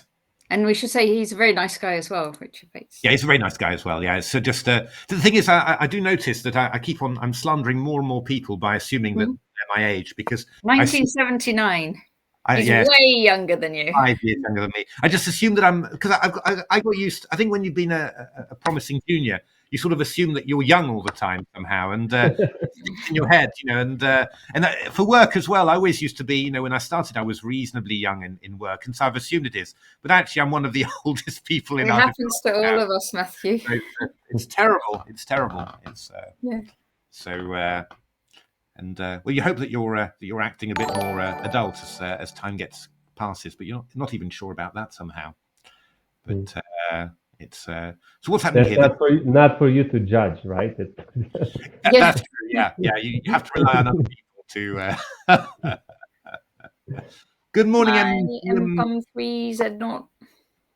Thanks for the follow. This is looking very, very good for Black. Oh, that's a good fast Yes, look at this pawn coming through. I like to make jokes. Black needs to go b5, g6, and rook e8. Exactly, and then he's got the perfect all on white squares. You might get rook e8, and then you can't resist anymore, can you? Danny Rosenbaum, thank you so much for a very generous donation. Oh, fantastic! Thanks so much, and that'll be brilliant. That's going to be sort of doubled by. Really appreciated. So brilliant, fantastic. And Danny, thank you also. Danny's done a whole lot of work also in now G6. In organising the perfect time. Well. Perfect time. Oh, just G6 now. Whoa. G6 and life is perfect. Yeah, big shout out to Danny as well. Yeah, he's done an awful lot of work. Sterling work on organising this. Yeah. So brilliant. It's gone brilliantly, and I think just so amazing that you can get all the commentators. Well, get Mykhaylo in here. We've had on the English side, we've had Mickey Adams and Julian Hodgson, and just so not very common to see them commentating, but they did a wonderful job, and.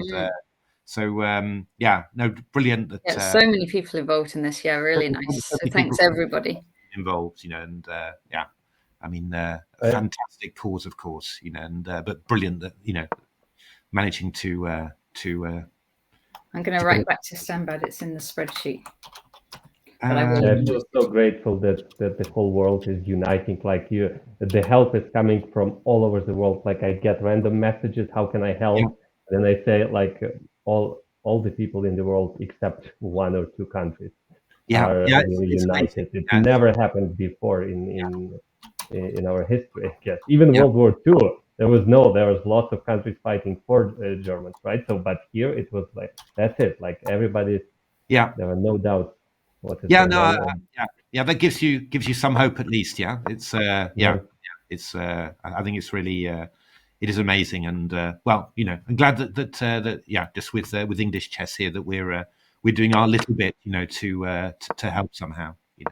I like to do the math of things. So, for example, there are hundreds of millions of people helping Ukraine. So even if you do like very tiny effort, if you multiply it by that factor, that's a giant help. Even the small. So lots of people, I could do more. No, the fact that you're doing anything is amazing, and even a small help is appreciated because it's not even hundreds of millions. It could be more than that. It could be like there's a lot of people helping. Yeah. I mean, you see the demonstrations all over the world. In all the countries, you see all the initiatives being done. I mean, it's and every. Put that just by itself, it's little, but put it all together, and it makes something huge. So, and let's hope that it all ends the right way, and really has made a huge difference in the end. It's brilliant and fantastic as well that the Ukrainian players have managed to play on this event. I mean, very thanks to you, Mykhaylo, for joining the stream as well. Yeah. It's really brilliant to. Thank you for having me. Yeah. It's so. What are your plans in the next few months? Are you playing at all, or how can you even plan? I stopped planning for months ahead. I'm planning a week or 2 by time, but I may be playing for my German team, and but mostly I do teaching and creating videos. I'm working on my 3rd course for Chessable. Brilliant. World Champions Blunder 2nd edition from ending with Tal, so Oive, Smyslov, Botvinnik, and Tal, all their combinations and oversights. And I'm also working on a book. I'm also I have a lot on my plate without playing chess. So oh, the Beep on promotes. That's lovely. Brilliant. Yes. Yeah, and as I said I can thoroughly recommend Mykhaylo's course on dynamics. It's really people may think that I paid you. I didn't. No, I didn't. No. I bought the course myself, and I was just very, very happy to read. I thought just lots of fantastic tips, and so brilliant. Definitely worth having a look at that. And very, very looking forward to seeing your next courses as well. So absolutely brilliant. Okay. So I wanna thank you for having me, and it's lovely that chess marathon collecting. So what is the amount? Where can I see that? Oh, right. The amount for the overall campaign, let me find that, is we are at £13,633, plus a little bit more from the donations matching. So over 13,000 anyway.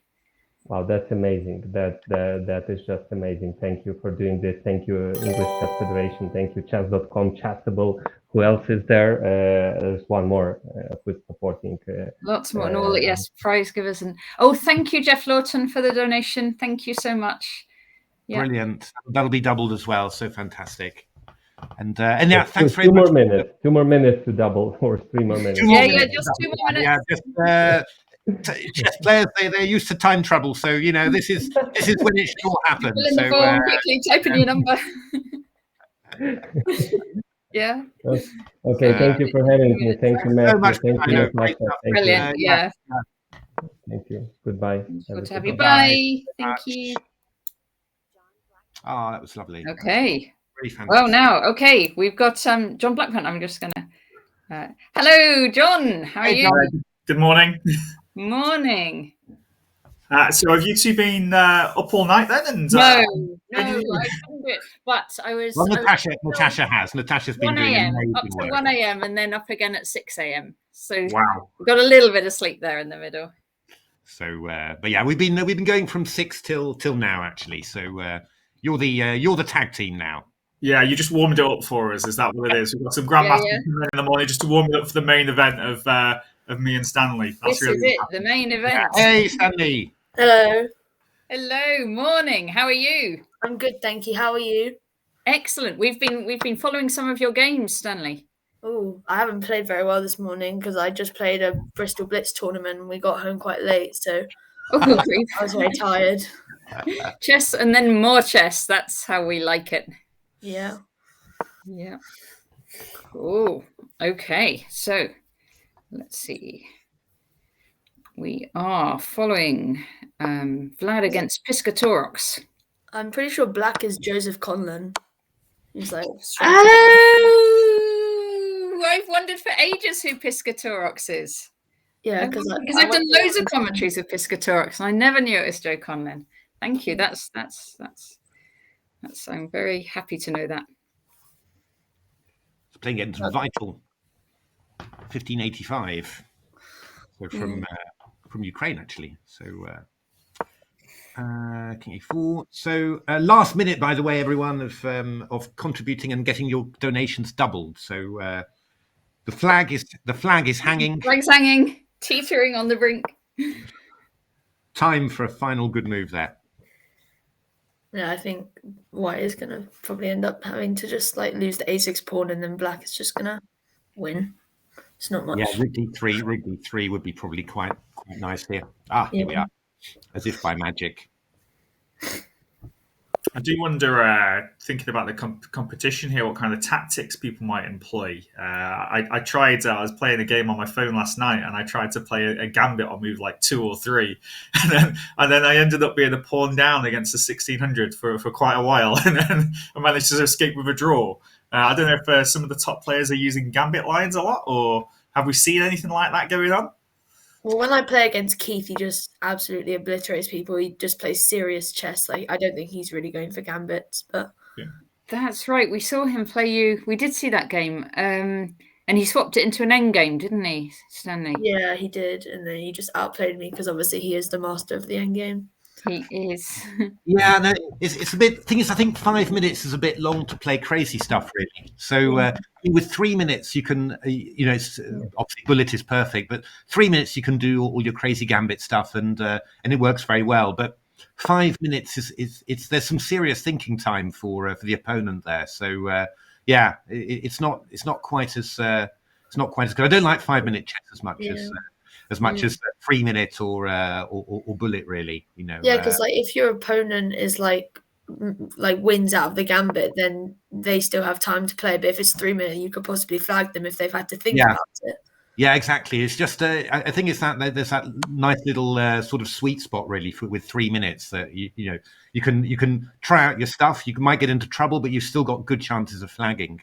Yeah. Whereas I think the people who've been successful were like Keith. I mean, Keith is just doing the same approach all the time. He's metronomical, actually. He's just this game's a bit of a clash of styles because Rock Troll likes his kind of aggressive attacking play, and Keith will want to swap everything off. Yeah, but Keith is like a kind of weak, isolated B pawn that, like, because like his queen and knight are kind of like tied down to it, but he does have the bishop. Yeah. Oh, Rock Troll going for a queen exchange. I suppose Keith. Keith will snap it up straight away. Keith has been playing serious chess, endgame chess, throughout the entire night to get to this point. Did he play the whole night? Did he play like throughout the night? He did. I think he's been, I don't know whether he's had any break at all, but I think he might not have. He's got he's on 535 points. Yeah, he's incredible. I mean, how can anyone stop Keith? He's yeah. Who's in second?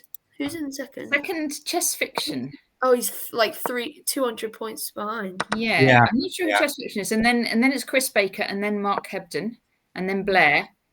Oh, I was playing Ushko the Bear. He just blended a piece and like move 7 or something. Really? Yeah. Well, he's probably been playing a lot.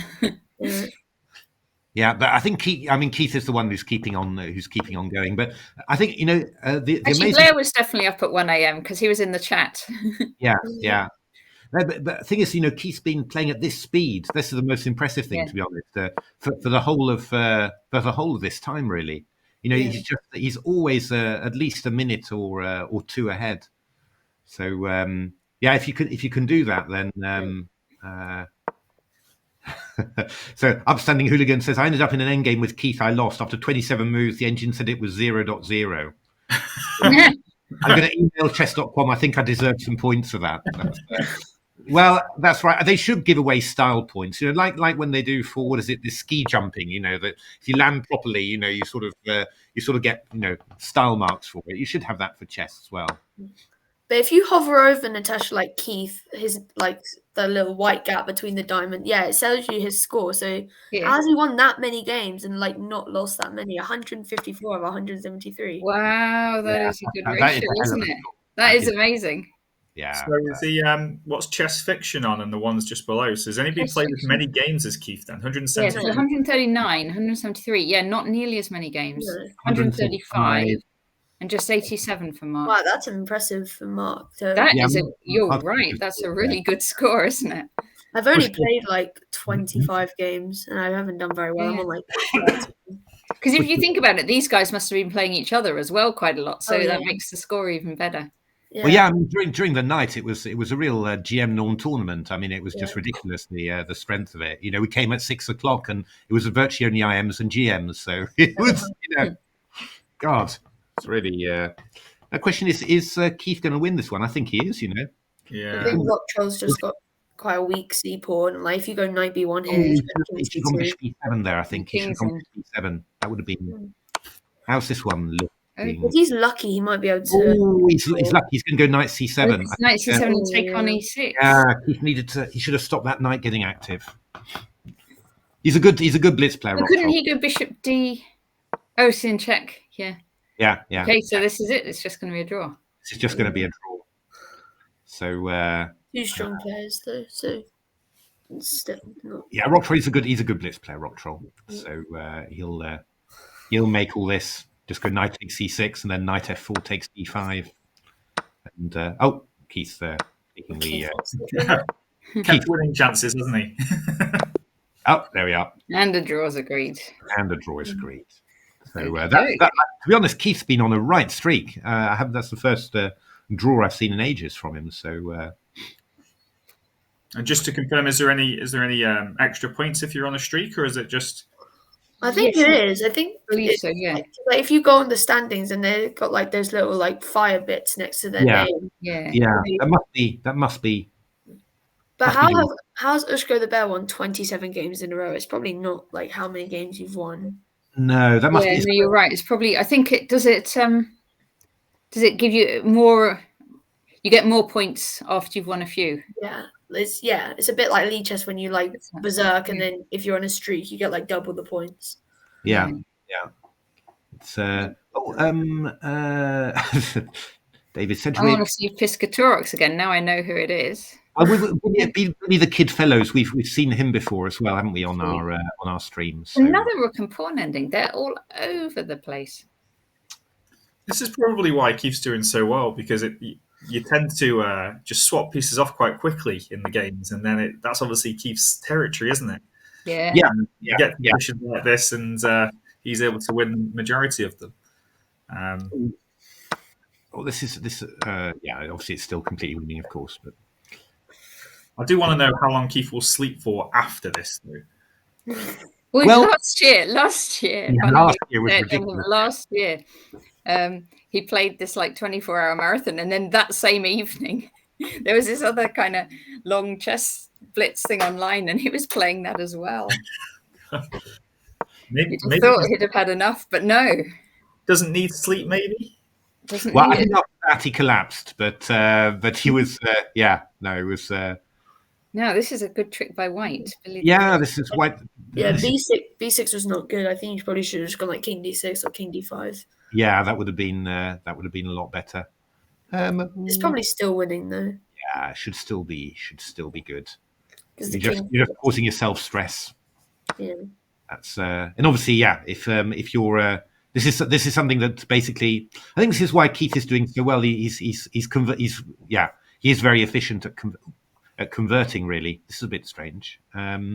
He's very efficient at converting, so he doesn't have these moments of stress really. Whereas here obviously Black's giving himself a lot of unnecessary stress with the.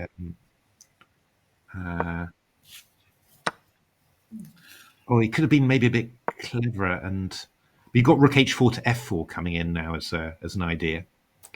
So, but maybe you could have just waited. Rook takes F6 and just try and win with the pawns. That is possible too. Or maybe White can defend it in time. Yeah, I mean you can play Rook E1 to E8. Look at the time. Oh yes, 10 seconds. I'm not going to win this with 10 seconds. He's not.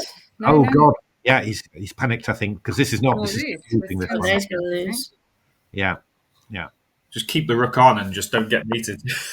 Yeah, I mean, actually, you can do pretty much anything, really. So, this is going to be a bit more. Yeah. Yeah. Keep pushing the pawn. Could be a checkmate here. Wait a minute, he's got 4 seconds. Oh no! He can do it. Oh no! Yeah, White's coming out. That's very sensible by White. He's not going to win it now because the material. Oh, he's keeping the material on. He's going for the win. Is he going for?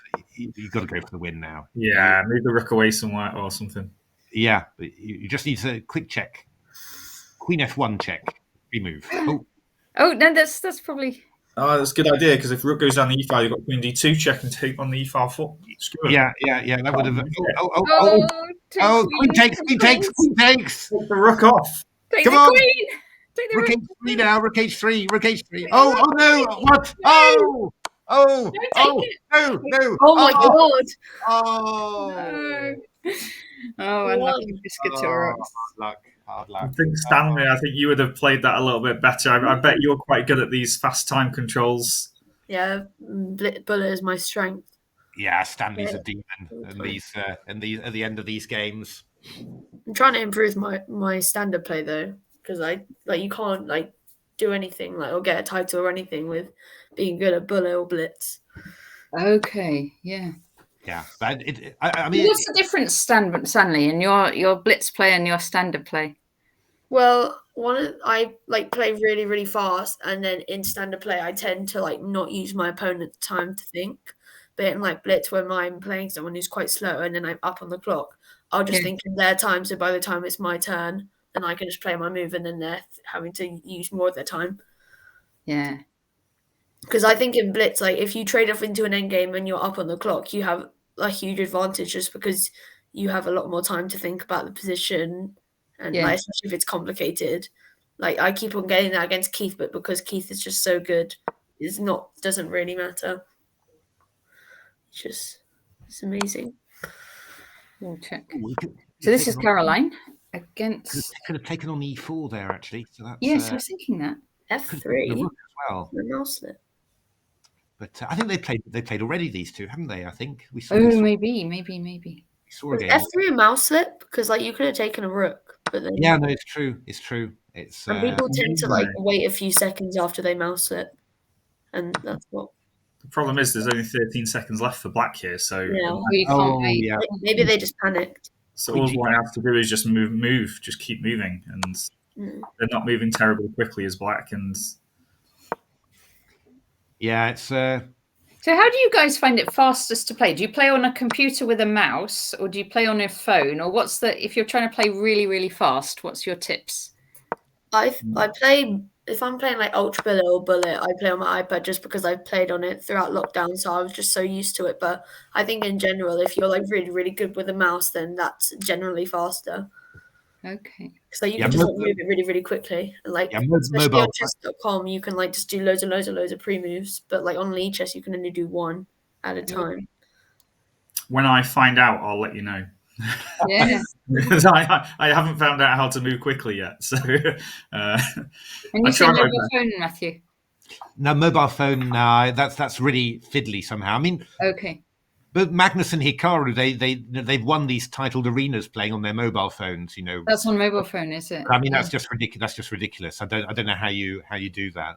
I bought a special gaming mouse actually to that's nice and precise and everything. Actually, it makes a difference. A good mouse does make a difference. But yeah, I mean, also you do notice that younger people tend to be just a little bit better with them. Yeah, no, I accept that. I was thinking even at my age, how would I? Because I do often. I'm too slow, but I think sometimes it's just the physical moving the pieces. Yeah, a good mouse really helps. It really does. Having a good mouse that's very precise and that moves exactly as you want it to.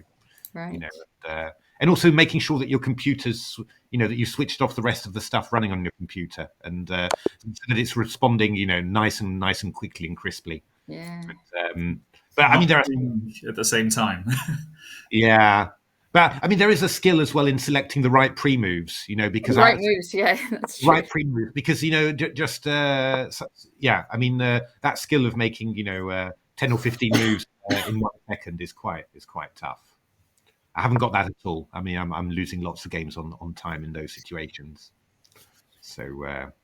You can also, because if you don't get it right at the start, you can basically lose pieces if people just be a bit silly. Or no, that's right. You got to. I think it's timing it right, because what I often find is that I start with my lunatic pre-moving and all that. I just start way too early, and then just you find out you've given up all your material, and your opponent's still mating you with 2 seconds to go. It's really so you've really got to time the right moment to go bananas with that.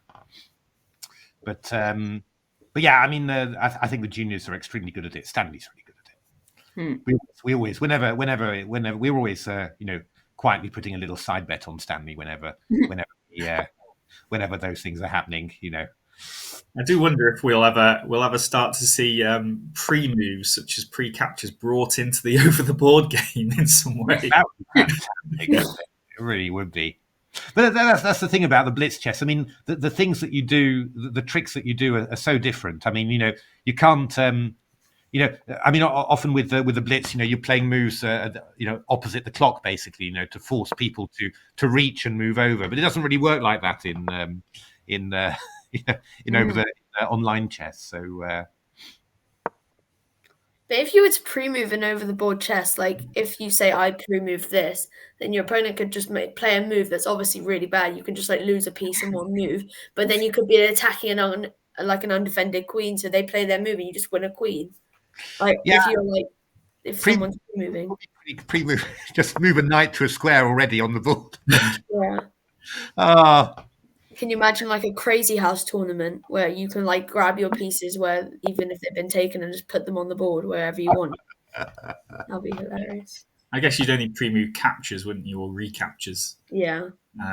Is the way that's working. That's the only pre-move that I've got down, by the way.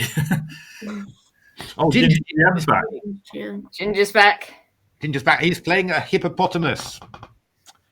So well, he plays everything. You calling Ole a hippopotamus? So it's he was very entertaining.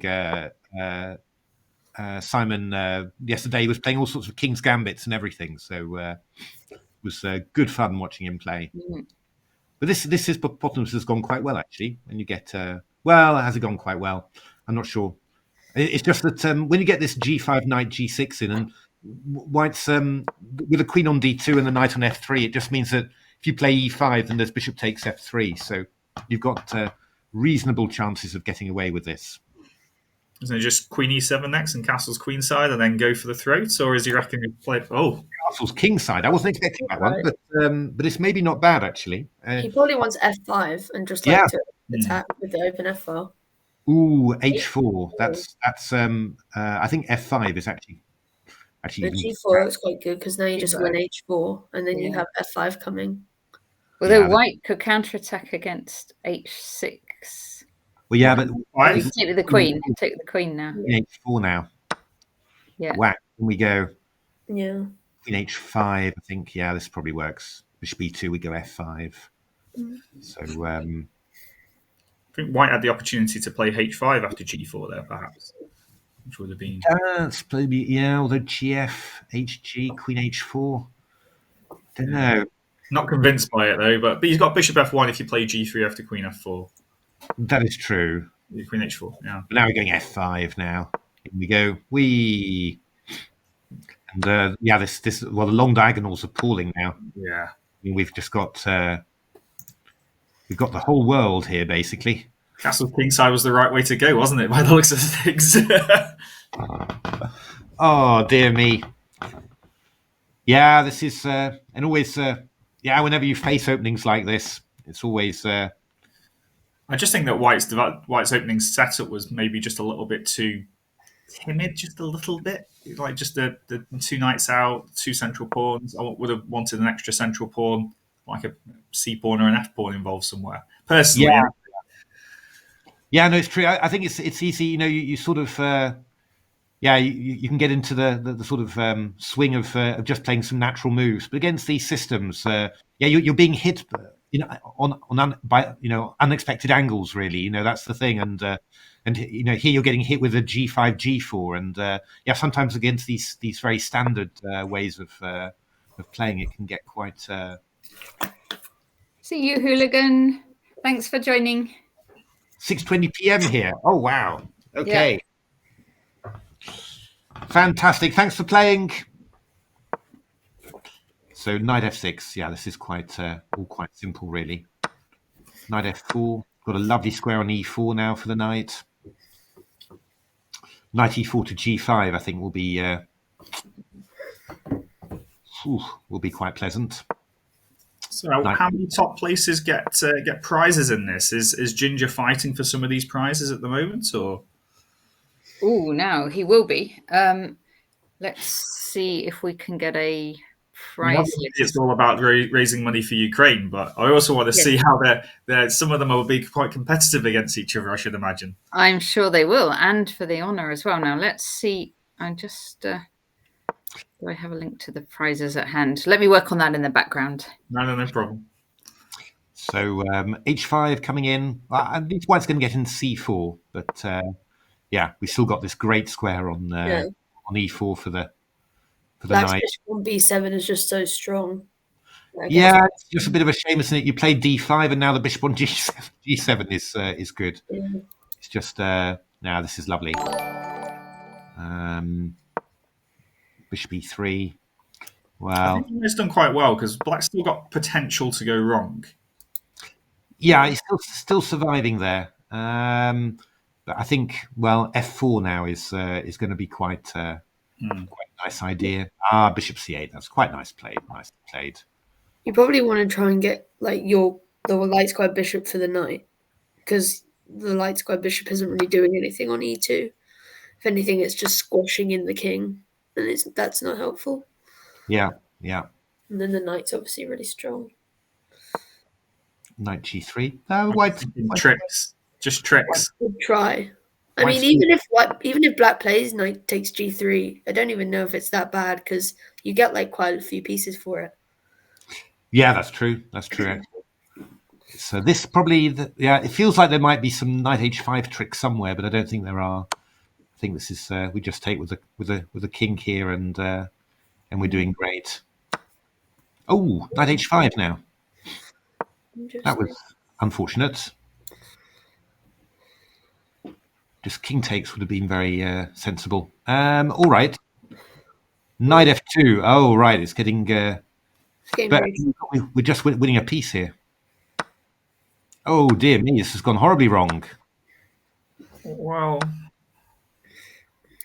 I guess he wants rook e4 maybe, and try and like get some sort of pin with like g3, bishop g4. Yeah, that looks. But we can go knight takes c7 to e6. That's the only. I don't think that was planned, though. I don't think. Now the knight on e8 is not doing. It can't really go anywhere. That is true. That is a clever move from. I mean, Matthew, you did say that there is lots of like ways like for what black to still go wrong, and now look, you jinxed him.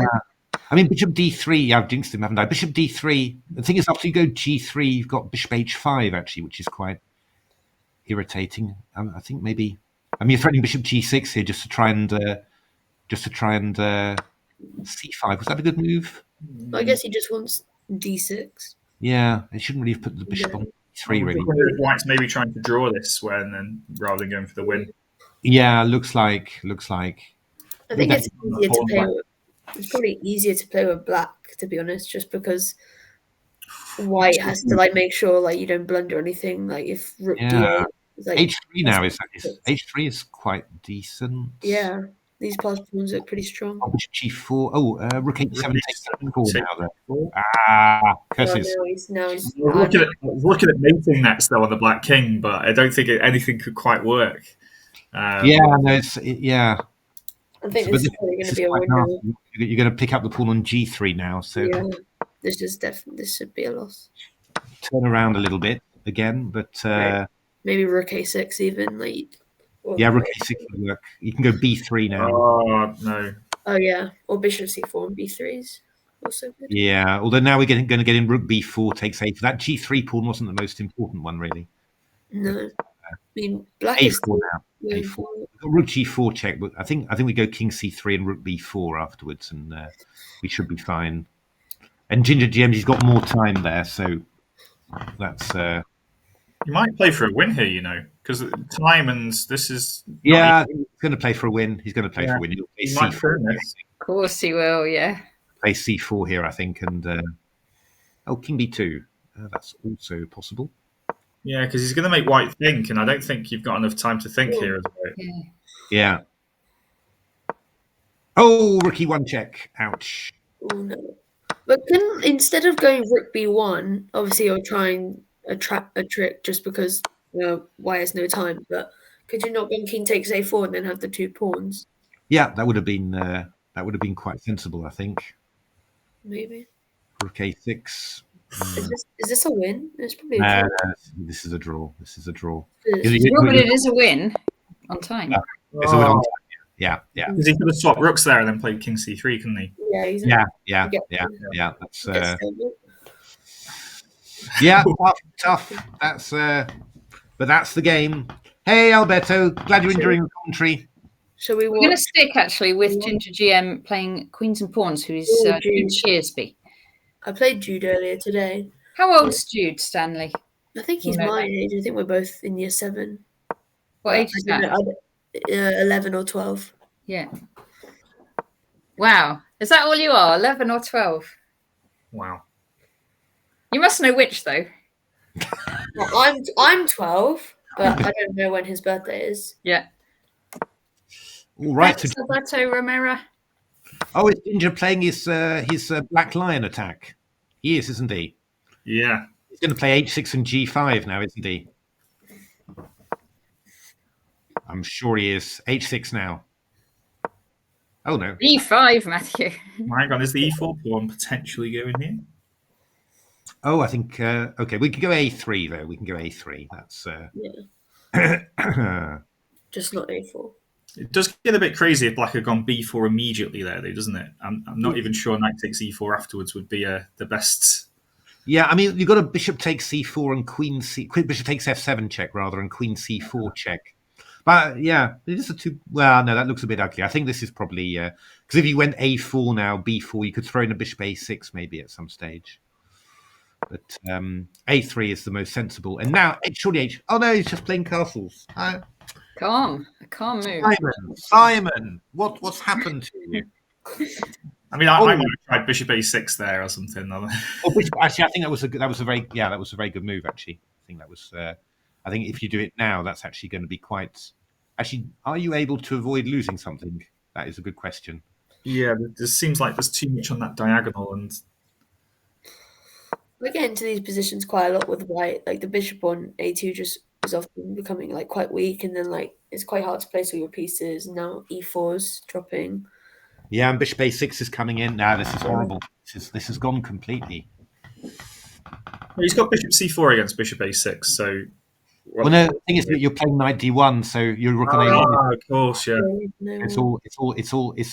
It's complete disaster actually. That's just how quickly things can go wrong, isn't it? And these setups. Yeah, that's right. You can go like b3. I mean, obviously, bishop a6 is stronger in this case, but b3. B3 was also working. Yeah. I mean, the thing about these systems is that, especially when you play d takes e5, you're well, I mean, all of these squares around, the dark squares d4 and f4, they become potentially exposed, and you've got a knight on c3 and black's got a pawn on c6. So actually it's easier for black to exploit d4 and f4 than it is for white to exploit d5 and f5. I mean, you only really play d takes e5 when you've got something concrete. I think just when you can get a knight onto f5 or something. Otherwise, you should really you shouldn't give black that freedom. Yeah, I did a training session on this last week actually from a King's Indian pawn. Oh yeah. Perspective, pawn on g6 and white's pawn was on c4, and it was just and then a few moves later, he gave me his dark square bishop, and fine plans, isn't it? And like even knight h5, knight f4 here is kind of like if he wasn't loads of material up. Yeah. It's a typical kind of setup, isn't it, to do, and whether it's a Perk, Black Lion, or Philodor, I guess. Or King's Indian, these kind of moves are very easy to come up against. But yeah, so what you think? D takes e5 is not really the way for white to play, and so what they should keep the tension in the center. Yeah, I mean, d takes c5. I think you do it when you've got a concrete idea. When you, for example, you can play a quick knight h4 to f5, and well, I mean, you can play knight h4 to f5 much better when you've played d takes c5, because obviously the d pawn's no longer hanging. But until that moment, you should be flexible, really. I think. Yeah.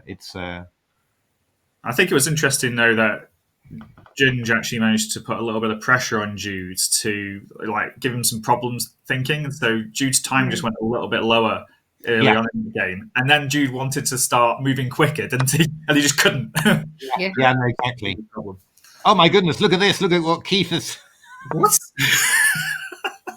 Keith against. Oh, so now this is Rock Troll's king down here on b1. Oh no! Yeah, no. Actually, I'm a bit worried for Rock Troll. I think he's going to get into trouble here. I think maybe taking the draw, because you've got to watch out here, because that rook on a3 is doing absolutely nothing. I think you should just go rook da2 here and rook a2 and then rook d2 mate. Rook takes c3 in the meantime. Take c3, yeah. No. And actually, rook da2 now. You're gonna get rook takes c3 actually. So, and how is that? That'll just be will that be a draw? That'll be a draw. You've got a draw after rook a2, rook takes c3, rook db2 check, king c1, and then rook across to e2, the double mate threat. Yeah, I can always go king b1, I suppose. Now, Keith's playing white here, isn't he? I got so confused. Keith's white. white. Keith's yeah, white. Yeah. Keith's, I think Keith's white. Yes, you're right. Keith. Sorry, I sort of saw the name next to the king and just associated it. Exactly. Yeah. Keith's white. Oh, so this is rock troll. Okay, that's much more normal. That's much more what you'd expect. But I think here, if you go rook c2 here, isn't this kind of? This is kind of awkward, right? I think so. The problem is that white has the pass f pawn. Like if you take away white's f pawn, then black is doing pretty well. And also the time, like what Rook's got 24 seconds. Oh, 24 seconds. Oh yeah, true. But it is a little bit awkward. This maybe you should go rook a1 check here. This is probably a useful move. Because then black's king is just completely out of the game. Yeah, I mean you go rook a1 check, king b2, and I take on c2, king takes c2, and then maybe something like rook g1, and just try and get the g pawn, and then have a passed f pawn. That must be something like that.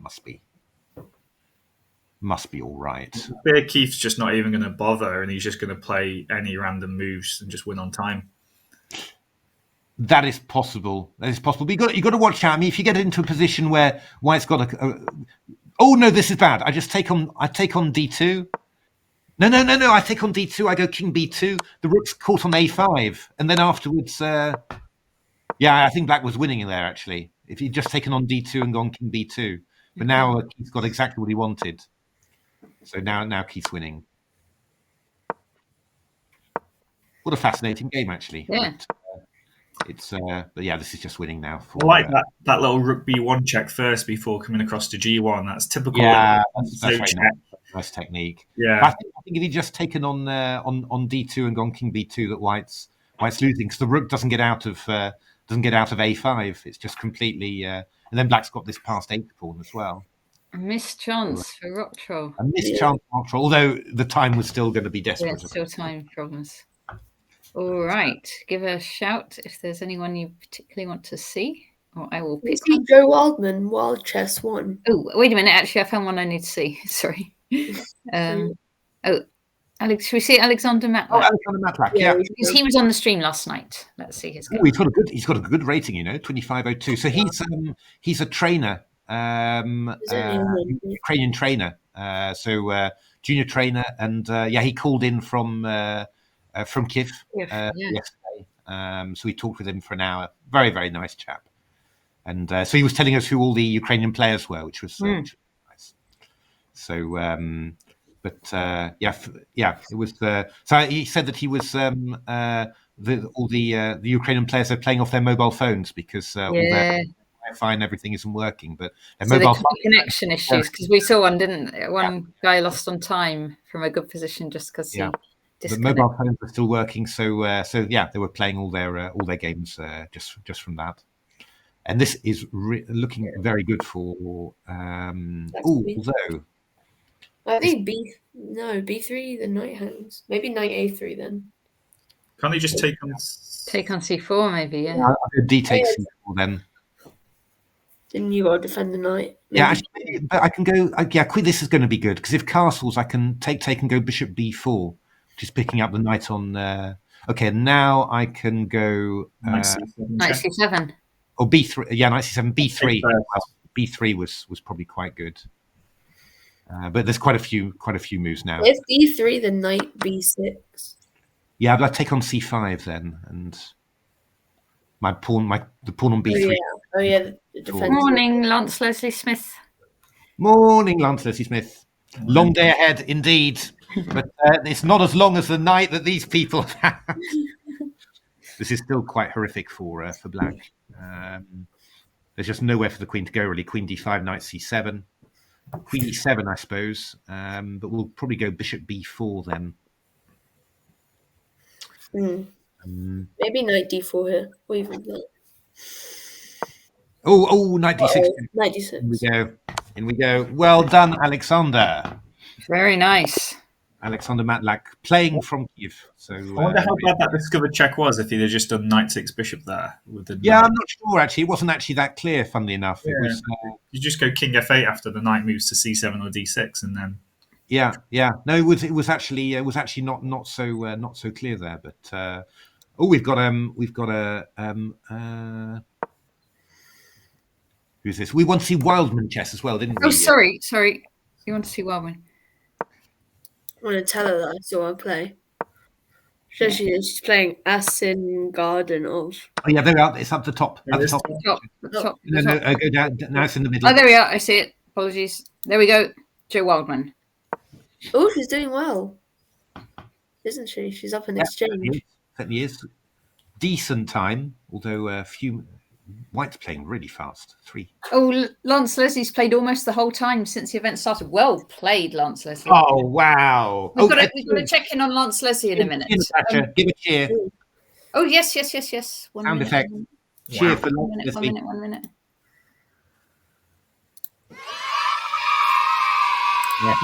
Lance Leslie. We've got some great sound effects there. I'm pretty sure I played Lance twice. Like, I don't know. Is it like Lance Master and then like 2 numbers? Oh, I think so. I think so. Now you say it.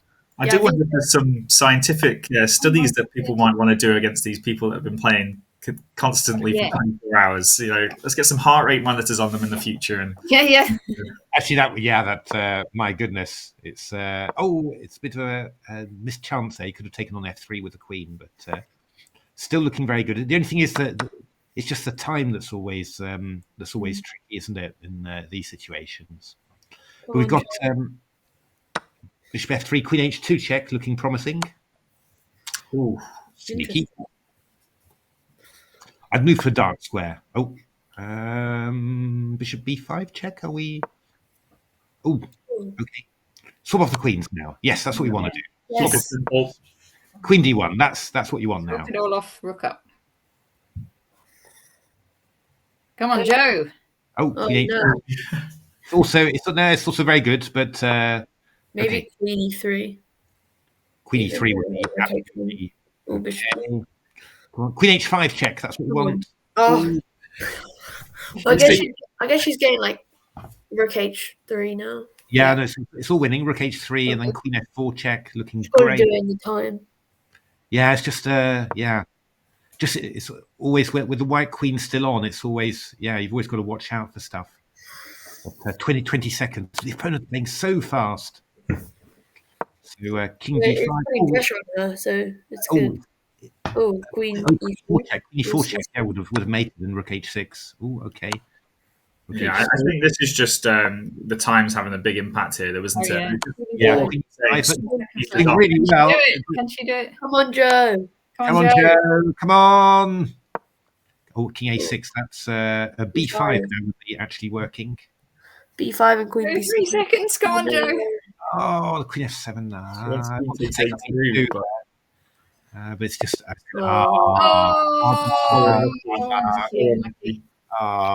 Yeah, it's tough. Time is tough. It's just more practice, and you will you get there in the end. There's a GM Howitzer. Oh, that's Howell. David Howell. Yeah, we're there. Welcome, David Howell. Yes. 900. And playing he's 2,000 higher than his opponent. The opponent is a pirate, so that's got to count. Yeah.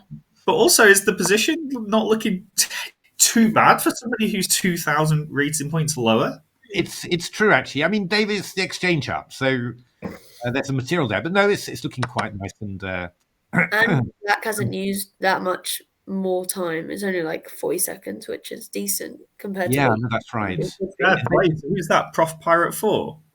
Prof Pirate 4, yeah. That's David's a very good Blitz player, as you'd expect, really. Also plays very fast here. But we're running into a fork now. I think E4. Have you guys played in any of this event? I've played about 3 games late last night. But they didn't go that well. I had a good position, but lost in the end. A young kid. You can tell me how old he is. Harry Bryant. Oh, I think he's year 6, so that would mean he's 10 or 10-year-old. Yes. Yeah, he did a nice technique on me in the end. Oh. All right. This is now not looking very good anymore. No, just using Pirate Force play beforehand, and it's gone seriously wrong now, I'm afraid, for him. Yeah, no, that's. I guess people don't like resigning against David because it's you don't get many chances to play him, so they want to make the most of it. You want to play Magnus Carlsen's friend for as long as you can. So they often stream together. Oh yes, true. So where is David playing from? Is he over in Norway, or is he back in? He might be in Norway, but I'm not sure. Oh, David. What's that about? Oh, he didn't even take it. No. That's well done, David. Mated. So Howitzer has turned up playing. Well done, brilliant. There's somebody, Natasha, on the tweet who said if we look at their games, then they're going to donate an extra £5. There was David Sedgwick, but we've looked at 2 of his games already. We have, and I think yeah. Have we seen 3 losses? I think that was the only. We'll have a look at Lance Master 23. Lance Master 23. Yes, let's do that. Lance Leslie Smith, I'm pretty sure. There we go. No, he's on 156. I can believe that he's been playing all night, pretty much all night, Lance. Well done, Lance. That would have been hard for him because he would have had to be playing with like the Keiths and like. Oh, that's true, actually. Yeah.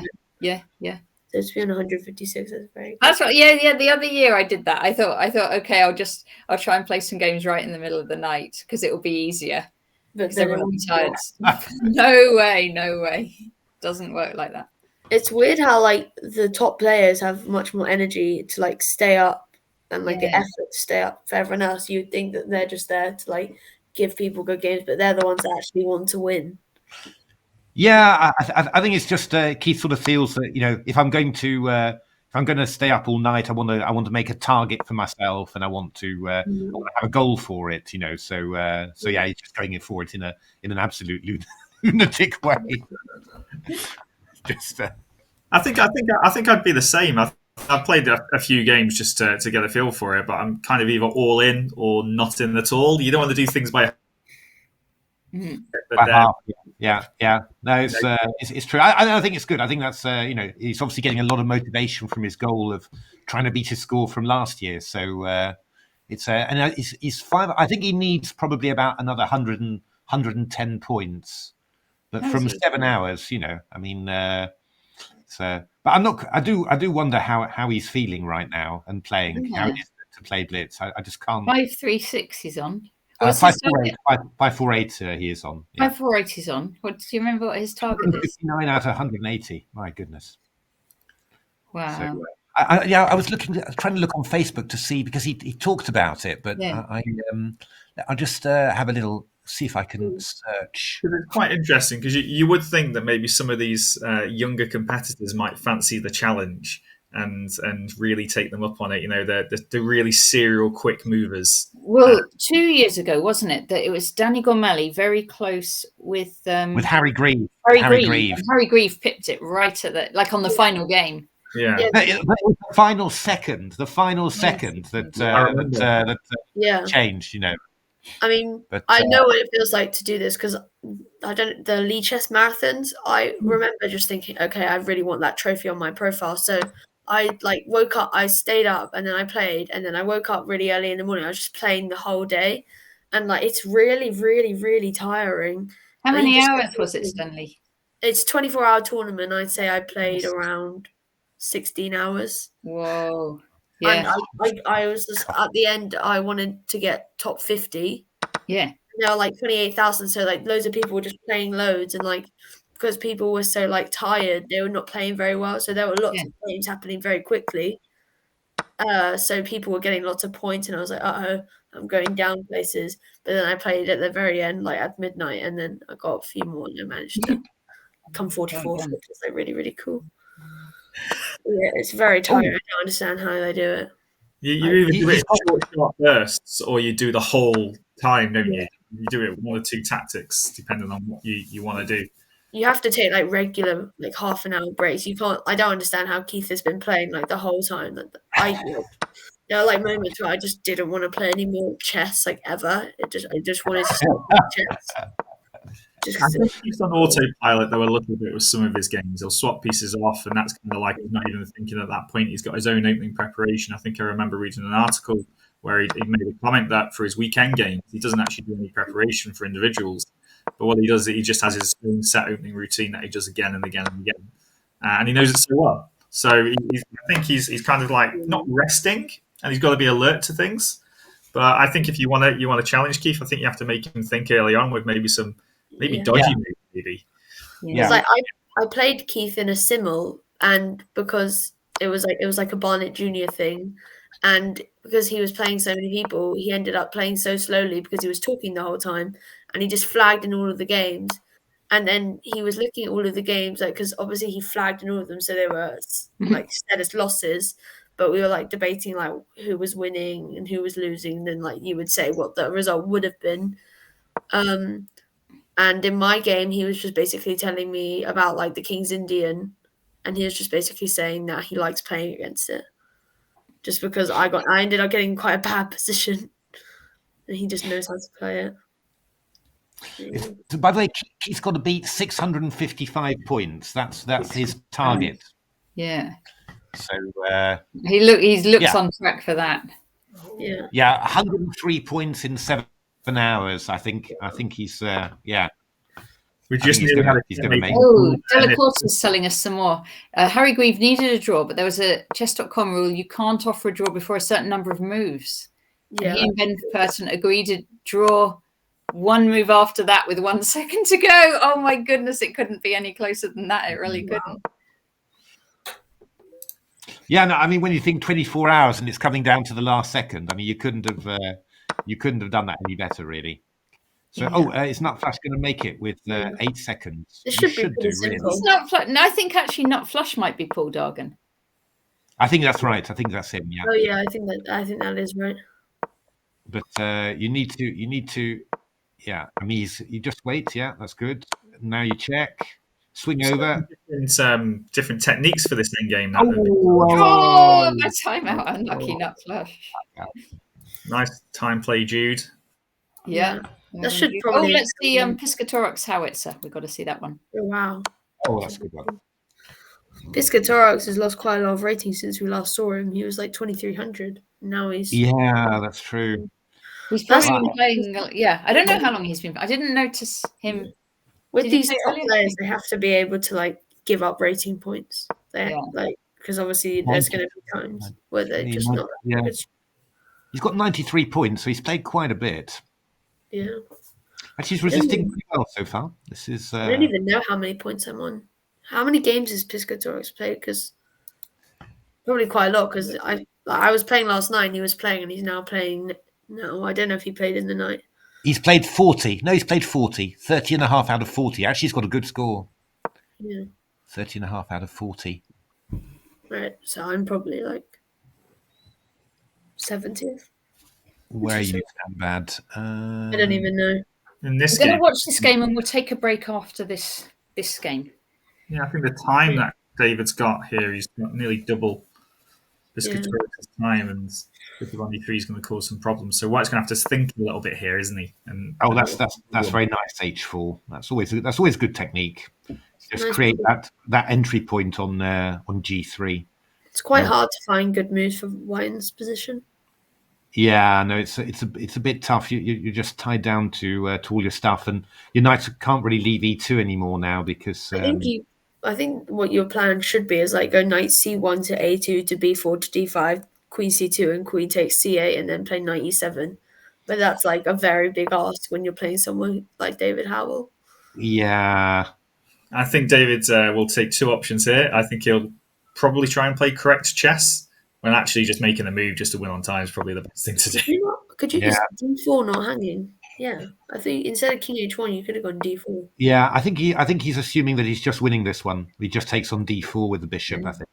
Actually, Bishop D7 wins as well because White's played King H1, so the bishop on F3 is hanging. So bishop. Oh yes. Or bishop A6. All right, David.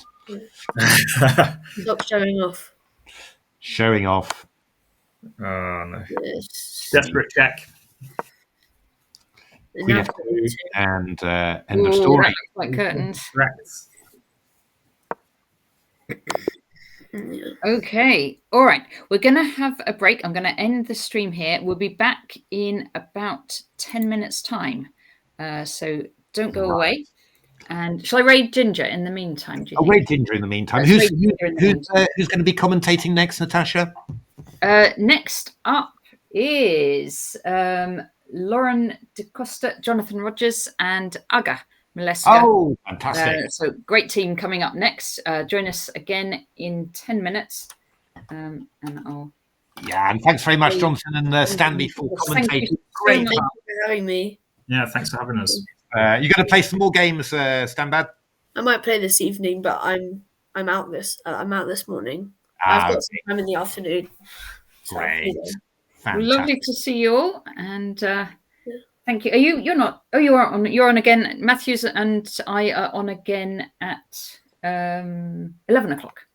Oh, 11 o'clock. Fantastic. Okay, so we're raiding now. Cool. Bye, everybody. Bye. Bye. And I'll end the stream. Fantastic.